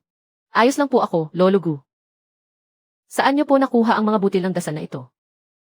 Nakuha ko iyan sa isang subasta noon. May problema ba rito? Maaari ko po bang tingnan? Lolo Gu, hindi po maganda ang pinagmulan ng mga butil ng dasal na ito. Ito ay mga butil ng dasal na ginagamit sa mga seremonya ng patay noong dinastyang Ming. Maaari itong umakit ng negatibong enerhiya at magpapahina sa iyong positibong enerhiya. Iminumungkahi ko pong huwag niyo na itong isuot. Ganoon pala. Kaya pala pakiramdam ko nitong mga nakaraang araw ay nanghihina ako. At palaging sumasakit at nahihilo ang ulo ko. Ito pala ang dahilan. Pag-uwi ko, ilalagay ko ito sa harap ng estatwa ng Badha. Para maalis ang masamang enerhiya nito. Kaibigang Gu, may oras ka ba ngayon? Anong nangyari, bakit parang nagmamadali ka? May natuklasan akong kakaibang bagay. Hindi ko maipaliwanag ng maayos sa telepono. Kung hindi ka naman abala, pumunta ka rito sa bahay ko para mapag-usapan natin. Sige, pupunta na ako riyan agad. Sige, pupunta na ako riyan agad. Kaibigang Gu, sa wakas ay nakarating ka rin. Hija Linyu, mabuti at sumama ka rin. Gusto ko sanang matuto ang apo ko sa iyo tungkol sa pagkilala ng mga antigo. Nasa bahay siya ngayon. Ipakikilala ko siya sa iyo mamaya. King, lumabas ka muna rito. Lolo, tinatawag niyo po ba ako? May kailangan po ba kayo? Siya ang ikinukwento ko sa iyo noon. Nasa isang tingin lang sa pagtitipon, ay nakilala agad ang tunay na gawa ni Zhu Fang. Siya si Lin Yu. Sa susunod, matuto ka pa sa ate mong ito. Huwag mong tularan ang kuya mo. Walang ginawa kundi magbulakbol buong araw. Lolo, ilang beses ko po bang sasabihin sa inyo? Huwag niyo po akong ihalin tulad kay Sao Kai. Hindi naman kami pareho ng ina. Isang anak sa labas na walang alam gawin kundi magbulakbol. Anong kinalaman niya sa akin? Mas mahusay naman ako sa kanya ng marami. Nandito pa ang mga bisita natin. Bakit mo sinasabi ang mga iyan? Bakit mo sinasabi ang mga iyan? Pasensya na po kayo sa nangyari. Masyado ko kasing nailayaw ang apo kong ito simula pagkabata.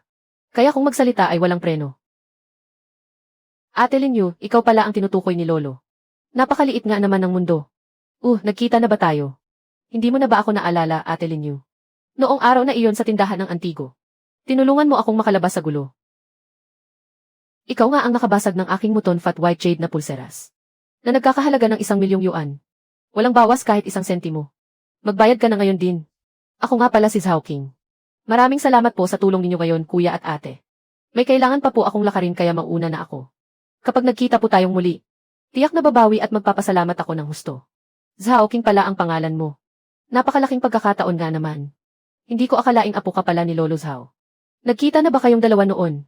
Lolo, noong pumunta po ako sa tindahan ng Antigo para bumili ng gamit. Sinadya po akong pagbintangan at pigain ng may-ari. Kung hindi po dahil sa tulong ni Ate Linyu. Tiyak na napasubo na ako sa malaking gulo. Hahaha, tadhana nga naman walang kaparis. Napakabihirang pagkakataon ng tadhana na ito. Mamaya na magkwentuhan ang mga kabataan. Kaibigang Zhao, napakamisteryoso ng sinabi mo sa telepono. Ano ba talaga ang kayamanang iyan? Ilabas mo na dali. Para mamangha naman kami. Para mamangha naman kami. Kaibigang Zhao, napakamisteryoso ng sinabi mo sa telepono. Ano ba talaga ang kayamanang iyan? Ilabas mo na dali. Para mamangha naman kami. Maraming taon ko nang pinag-aaralan ang mga kaligrapiya at pinta.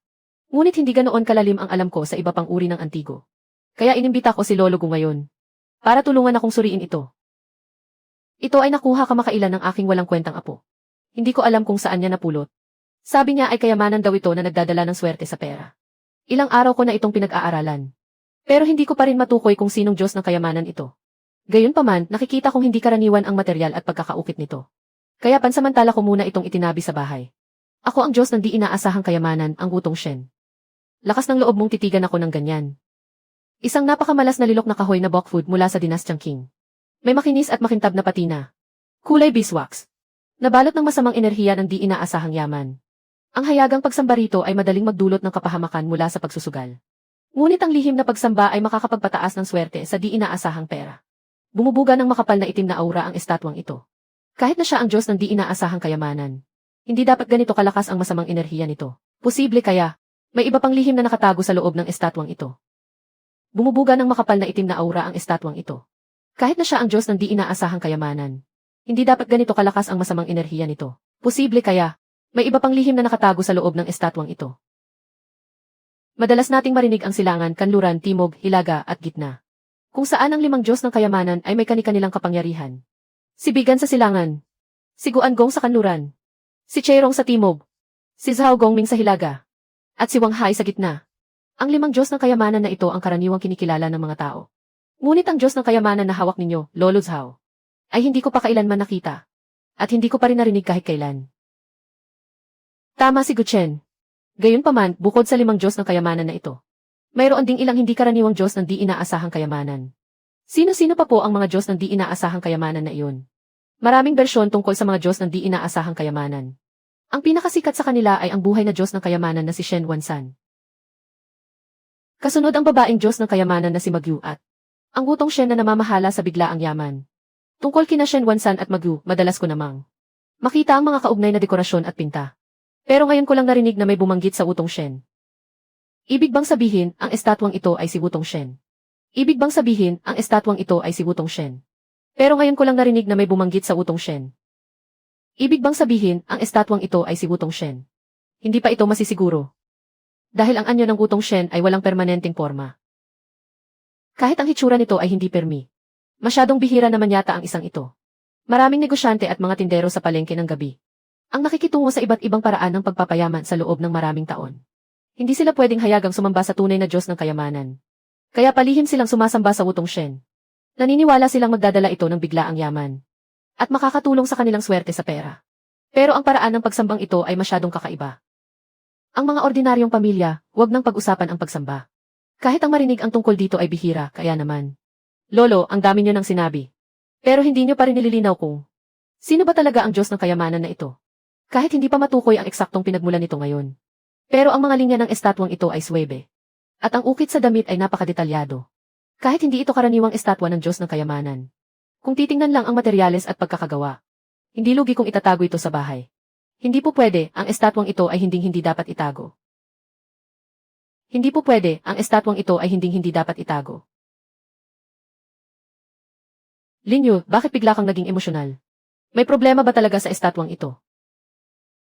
Ang estatwang ito ay ang Wutong Shen, ang Diyos ng biglaang yaman. Hindi ito isang ordinaryong Diyos ng kayamanan. Wutong Shen. Sa mga sinaunang libro ko lang nakita ang ilang tala tungkol dito. Lin Yu, pwede mo bang sabihin ang pinagmulan nito? Kahit itinuturing na Diyos ng biglaang yaman ang Wutong Shen, siya ang namamahala sa mga hindi inaasahang yaman, sugal at espekulasyon. Ang mga sumasamba sa kanya ay karaniwang mula sa mga sanglaan. At ilang madidilim na iligal na merkado. Ang hayagang pagsamba ay madaling mag-imbita ng mga sakuna. Kahit palihim ang pagsamba, maaari itong magdala ng panandali ang swerte sa pera. Pero ang kaakibat nitong masamang enerhiya ay lalamunin din ang kaisipan ng tao at ang swerte ng pamilya. Masyadong malas naman ang bagay na ito. Ang gulo talaga ni Zhao Kai. Kahit ano na lang dinadala sa bahay. Lolo, itapon niyo na po iyan agad. Isa pa rin itong antigong gamit na may detalyadong pagkakaukit. Sayang naman kung itatapon lang basta-basta. Gawin natin ang sinabi mo. Itatago ko na lang ito sa isang sikretong lalagyan at doon palihim na sasambahin. Pwede na siguro iyon, di ba? Hindi po pwede. Bakit hindi pa rin pwedeng itago? Sandali lang. Dahil ang taong ito ay ayaw lang talaga. Makitang umasenso ang pamilya Zhao natin. Ayaw lang niyang makitang yumaman ang pamilya Zhao natin. Sandali lang.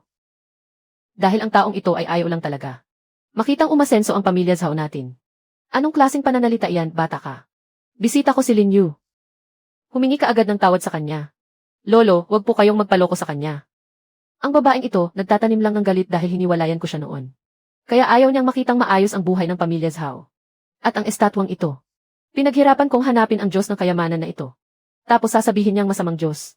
Tingin ko, gusto lang niyang lokohin tayo. Para itapon ng pamilya Zhao ang mga kayamanang ito. Kung nananakot lang ako o hindi. Ikaw ang mas nakakaalam. Saan mo ba talaga nakuha ang estatwang ito? Siguradong hindi ito galing sa maayos na lugar, di ba? Huwag kang mag-imbento ng kwento riyan. Malaking halaga ang ginastos ko para makuha iyan. Tingin ko naiinggit ka lang sa akin. Dahil nakahanap ako ng ganito kagandang kayamanan. Kaya sinasadya mong manggulo rito. Kaibigang Zhao. Hindi biro ang talas ng mata at kaalaman ni Lin Yu. Nakita mo na iyan mismo. Kung may problema talaga ang estatwang ito. Magdadala lang ito ng kapahamakan sa pamilya Zhao. Dahil sinabi na ito ni Lin Yu. Siguradong hindi na dapat piliting itago ang bagay na iyan. Pero matagal na po itong nakalagay sa bahay. Paano po kaya mapapawi ang masamang enerhiyang dala nito?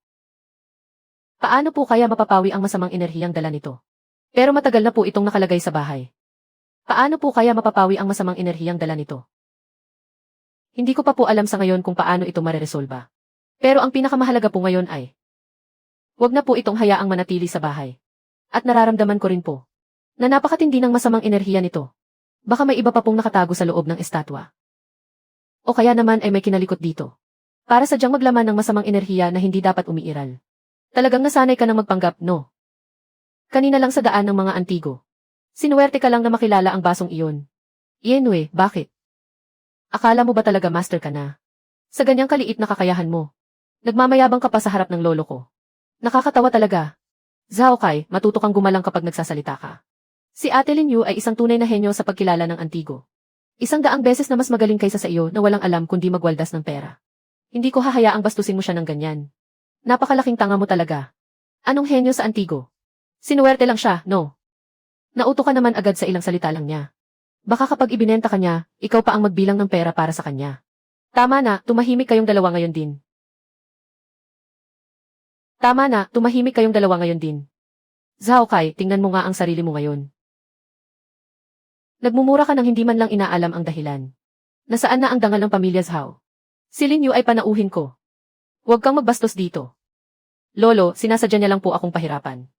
Saka malinaw naman pong pampaswerte at nagdadala ng yaman ang estatwang ito. Pero ipinipilit niyang masamang bagay ito. Sa tingin ko, ayaw niya lang pong umunlad ang pamilya Zhao natin. Sumasagot ka pa. Kung hindi mo dinala ang bagay na ito rito. Sana ay hindi ako namumroblema ng ganito.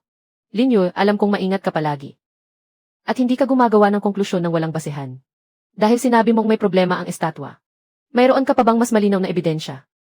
Halimbawa, makikita ba natin ang mga palatandaan? Sa materyales at pagkakagawa nito. Easy, kung mapapatunayan mo talagang may problema iyan. Kakainin ko iyan dito mismo. Ganyan pala ang panlasa mo. Gusto mo bang i-live stream pa natin? Bakit bilib na bilib ka sa kanya? Tingin mo ba talaga makakahanap siya ng problema?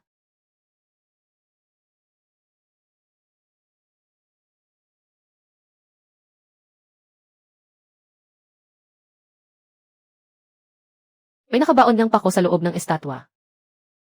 Huwag mong hawakan. Ang talas ng mata mo, ah. Nagtago ako ng napakahabang panahon. Pero ikaw ang kauna-unahang nakahanap sa akin. Napakasama nito, ginawa noong dinastyang Ming. May disenyong dragon ang ulo ng pako. At may nakaukit na sulat ng pagpapakalma ng masamang espiritu ng dakilang Ming sa katawan nito. Puno ito ng malamig na enerhiya ng espiritu ng lupa. Kapag hinawakan ito ng buhay na tao, magkakagulo sa kanilang tahanan. At mawawalan sila ng tagapagmana. Lolo Zhao, maaari po bang pakiabutan ninyo ako ng guwantes? Napakalakas ng masamang enerhiya ng bagay na ito. Hindi ito pwedeng hawakan ng walang proteksyon. Ha, kalawiting pako lang naman iyan. Kailangan ba talagang matakot ng ganyan? Hindi mo ba nakikita? Hindi ito ordinaryong pako lang. Sa bagay, wala ka naman talagang alam sa antigo. Kaya nakabili ka ng kakaibang bagay na ito.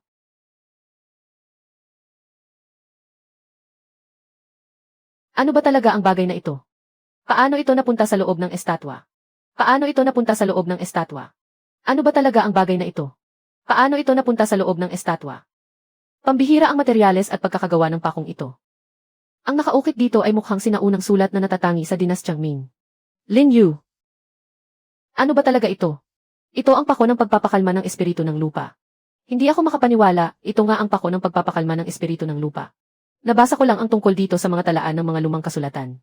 Sinasabing ang pako ng pagpapakalma ng espiritu ng lupa ay ginagamit para supilin ang mga kaluluwa ng mga isinakripisyo sa libingan. Hindi ko akalaing totoo palang may ganitong bagay sa mundo. Ang mga karaniwang pako para sa pagpapaalis ng masamang espiritu ay madalas gamitin ng mga ordinaryong tao. Karaniwan itong gawa sa bakal. Kaya hindi gaanong mabigat ang masamang enerhiya nito. Pero iba ang isang ito. Ito ay isang kagamitang pampakalma na eksklusibo para sa mga libingan ng emperador. Espesyal itong ginawa para sumipsip ng negatibong enerhiya mula sa loob ng imperial na puntod. Napakalaki ng libingan ng emperador. At napakaraming isinakripisyo doon. Sa mahabang pakong ito, ang naipong negatibong enerhiya ay nagmula sa daan-daang naghihiganting kaluluwa. Ang ituring ito bilang Diyos ng kayamanan at papasukin sa bahay ay parang pag-uwi ng mismong pinagmumulan ng sumpa sa loob ng tahanan. Sa mahabang pakong ito, ang naipong negatibong enerhiya ay nagmula sa daan-daang naghihiganting kaluluwa. Ang ituring ito bilang Diyos ng kayamanan at papasukin sa bahay ay parang pag-uwi ng mismong pinagmumulan ng sumpa sa loob ng tahanan. Palagi itong magkasama ng rebulto. Hindi ba't parang pinatuloy mo na rin ang masamang espiritu sa loob ng bahay? Kaya pala hindi ako makatulog ng maayos nitong mga nakaraang araw. Kung ganoon nga ang sinasabi mo, ang matinding masamang enerhiya sa rebulto ay hindi lang dahil sa malas na dala ng gutong Shen, kundi dahil din sa negatibong enerhiya ng pako ng pagpapakalma ng espiritu ng lupa. Dahil sa pagsasama ng dalawang masamang enerhiyang ito, lalong tumitindi ang panganib nito. Kung ipagpapatuloy pa ang pag-aalay rito, baka sunod-sunod na kamalasan ang dumating sa pamilya Zhao. Sa simula ay pagkawala ng pera at sakuna. Pagkatapos ay kaguluhan sa tahanan. At maaari pa itong mauwi sa kamatayan. Walang hiya ka, lumuhod ka sa harap ko ngayon din. Lolo, hindi ko po talaga alam na may nakatago palang ganito sa loob. Kung alam ko lang po agad. Kahit patayin niyo pa ako, hindi ko iuwi yan. Kung hindi pa napansin ni Linyo na may kakaiba sa rebulto. Matagal na sanang napahamak ang pamilya Zhao natin. Sabihin mo sa akin ang totoo. Saan ba talaga galing yan? Saan ba talaga galing yan? Kung hindi pa napansin ni Linyo na may kakaiba sa rebulto. Matagal na sanang napahamak ang pamilya Zhao natin. Sabihin mo sa akin ang totoo. Saan ba talaga galing yan? Binili ko lang po yan sa isang tindahan ng antigo. Malay ko bang lolokohin ako ng may-ari? At bebentahan ako ng isinumpang bagay na yan. Nagagawa mo pang magsinungaling. Ang ganitong klaseng malas na Diyos ng kayamanan. Sinong matinong tindahan ng antigo ang magbebenta niya ng hayagan? Lolo, sa tingin ko po ay talagang matigas ang ulo niya at ayaw pang umamin. Nagdulot na siya ng ganito kalaking gulo. Pero nagagawa pa niyang magdahilan. Mabuti pang gamitin na ang parusa ng pamilya. Hagupitin siya ng ilang beses. Para makita natin kung hindi pa siya magsasabi ng totoo. Huwag po, aamin na ako. Sasabihin ko na ang lahat. Ang rebultong ito, hindi ko po ito binili sa isang legal na tindahan. Nakuha ko lang po ito sa isang store sa black market. Paano ba kita tinuruan? Ang black market ay pugad ng kung sino-sinong tao. Puno yan ng mga magnanakaw ng puntod at mga iligal na negosyante. Sa ganyang lugar, kung hindi na nagamit ang ibinebenta, siguradong mga isinumpang bagay na may masamang enerhiya ang makukuha mo. Paulit-ulit kitang binalaan na huwag makikialam doon. Pero pumasok lang sa kaliwang tainga mo at lumabas sa kanan. Gusto mo ba talagang sirain ang katahimikan ng pamilya Zhao? Gusto mo ba talagang sirain ang katahimikan ng pamilya Zhao? Paulit-ulit kitang binalaan na huwag makikialam doon.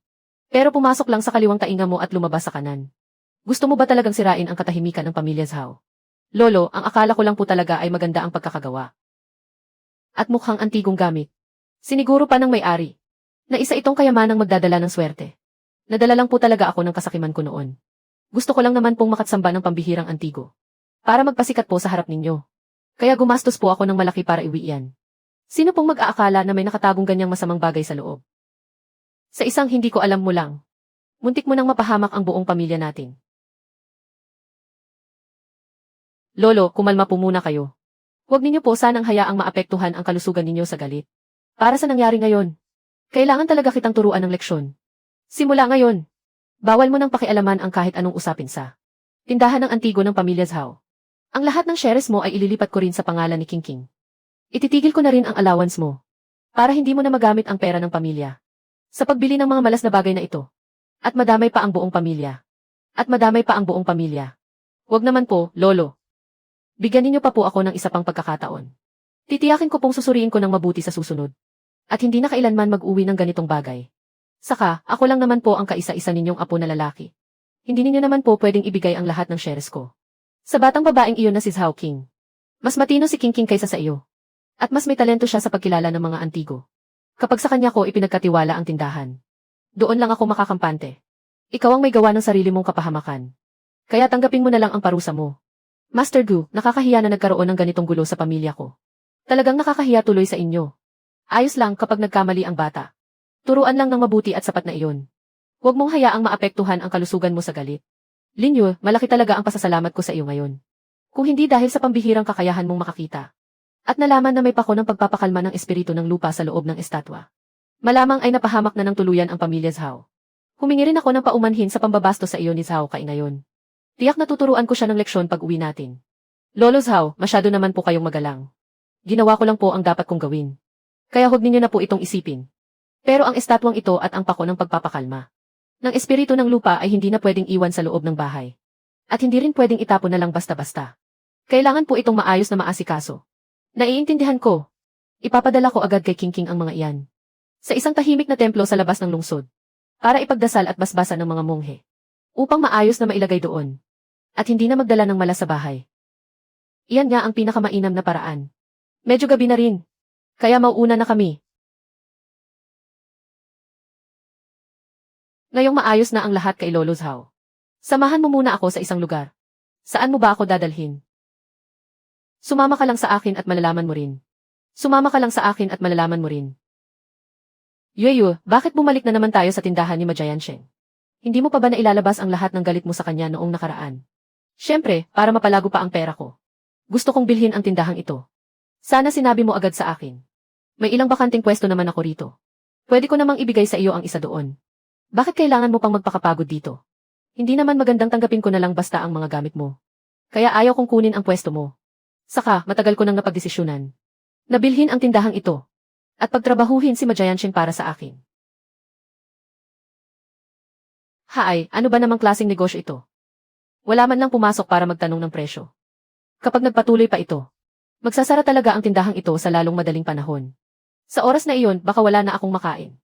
Kahit isang higop man lang ng mainit na sabaw. Nasaan si Majayan Sheng? Tuloy po kayo. Bawat gamit sa tindahang ito ay pambihirang kayamanan. Linyo, anong ginagawa mo rito? Linyo, anong ginagawa mo rito? Naku, Boss Ma. Bakit parang nilalangaw ang tindahan nyo? Kahit isang mamimili, wala. Tingnan nyo pa ang estante na to. Ang kapal na ng alikabok. Hindi nyo man lang nililinis. Hay! Bayad na ang lahat ng utang kong sahod sa iyo, ah. Ano pa bang ipinupunta mo rito para manggulo? Naku, Boss Ma. Huwag nyo naman akong isiping masama. Naparito ako ngayon para makipagnegosasyon sa inyo. Anong klaseng negosyo naman iyan? Kukunin ko ang tindahang ito sa halagang 1.2 milyong yuan. Hahaha, 1.2 milyon. May ganyang pera ka ba? Naku, ikaw talaga. Ipinanganak ka lang para maging empleyado. Nangarap ka pang magtayo ng tindahan at maging boss. Nakakatawa ka. Wala akong oras para makipag-usap sa inyo ng walang kwenta. Bago ako pumunta rito, inalam ko na ang lahat. 3 buwan ka nang hindi nagbabayad ng renta sa tindahang ito. 6 na buwan na ring walang supply mula sa mga supplier mo. Matagal ka nang nalulugi. Kung papayag kang ibenta to, pipirmahan natin ang kontrata at ililipat ang pagmamay-ari ngayon din. Pero kung ayaw mo naman, pagkalipas ng kalahating buwan, babawiin na ng may-ari ang pwesto. At wala ka nang makukuha kahit 1 sentimo. Pwede kong ibenta sa iyo ang tindahan. Pero masyadong mababa ang 1.2 milyon. Ginagawa mo ba akong pulubi? Sa dekorasyon pa lang, isama mo pa ang mga paninda rito. Aabot din ito ng 2.4 milyong yuan, hindi ba? Alam niyo naman ng mas mabuti kaysa sa kahit sino. Na kung pagsasama-samahin ang lahat ng gamit dito. Mahirap sabihin kung aabot man lang ba ng 60,000 yuan ang halaga. Napakalaki na ng 1.2 milyong yuan na inaalok ko sa inyo. Bukod pa riyan, gagastos pa ako para iparenovate ito. At itatapon ko pa ang lahat ng peking gamit na ito. Pero masyadong mababa pa rin ang 1.2 milyon. Dagdagan mo naman kahit kaunti. May utang ka pang 720,000 yuan sa labas. Sapat na ang 1.2 milyong yuan na ito para pambayad sa mga utang mo.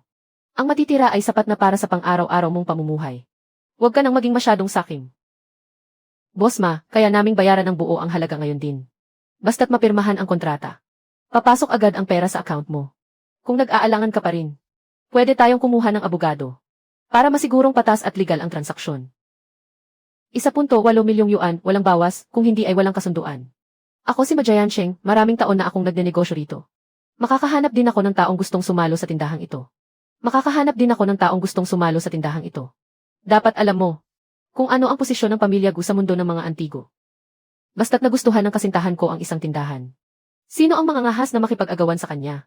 Malinaw na pinipilit niyo akong ibenta ito sa inyo. Gusto ko ngang bilhin ito sa ganitong paraan ngayon. May magagawa ka ba? Sige na, 1.2 milyon. Ibebenta ko na sa ganyang halaga. Nailipat na ang pera sa account mo. Ngayon, maaari ka nang umalis. Simula sa sandaling ito, akin na ang tindahang ito. Iparenovate ko ito. At pupunuin ko ng mga totoong antigo. Para maging pinakapinagkakatiwalaan at sikat na tindahan ng antigo sa buong lungsod. Kung ganoon, nais kong itanong sa ating boss lady. Malapit nang magbukas ang bagong tindahan. Kailangan mo ba ng makakasamang boss? Bagay ba ako sa posisyong iyon? Kung ang tagapagmana ng tindahan ng antigo ng pamilya Gu ay handang maging boss dito. Siyempre, malugod ko itong tatanggapin.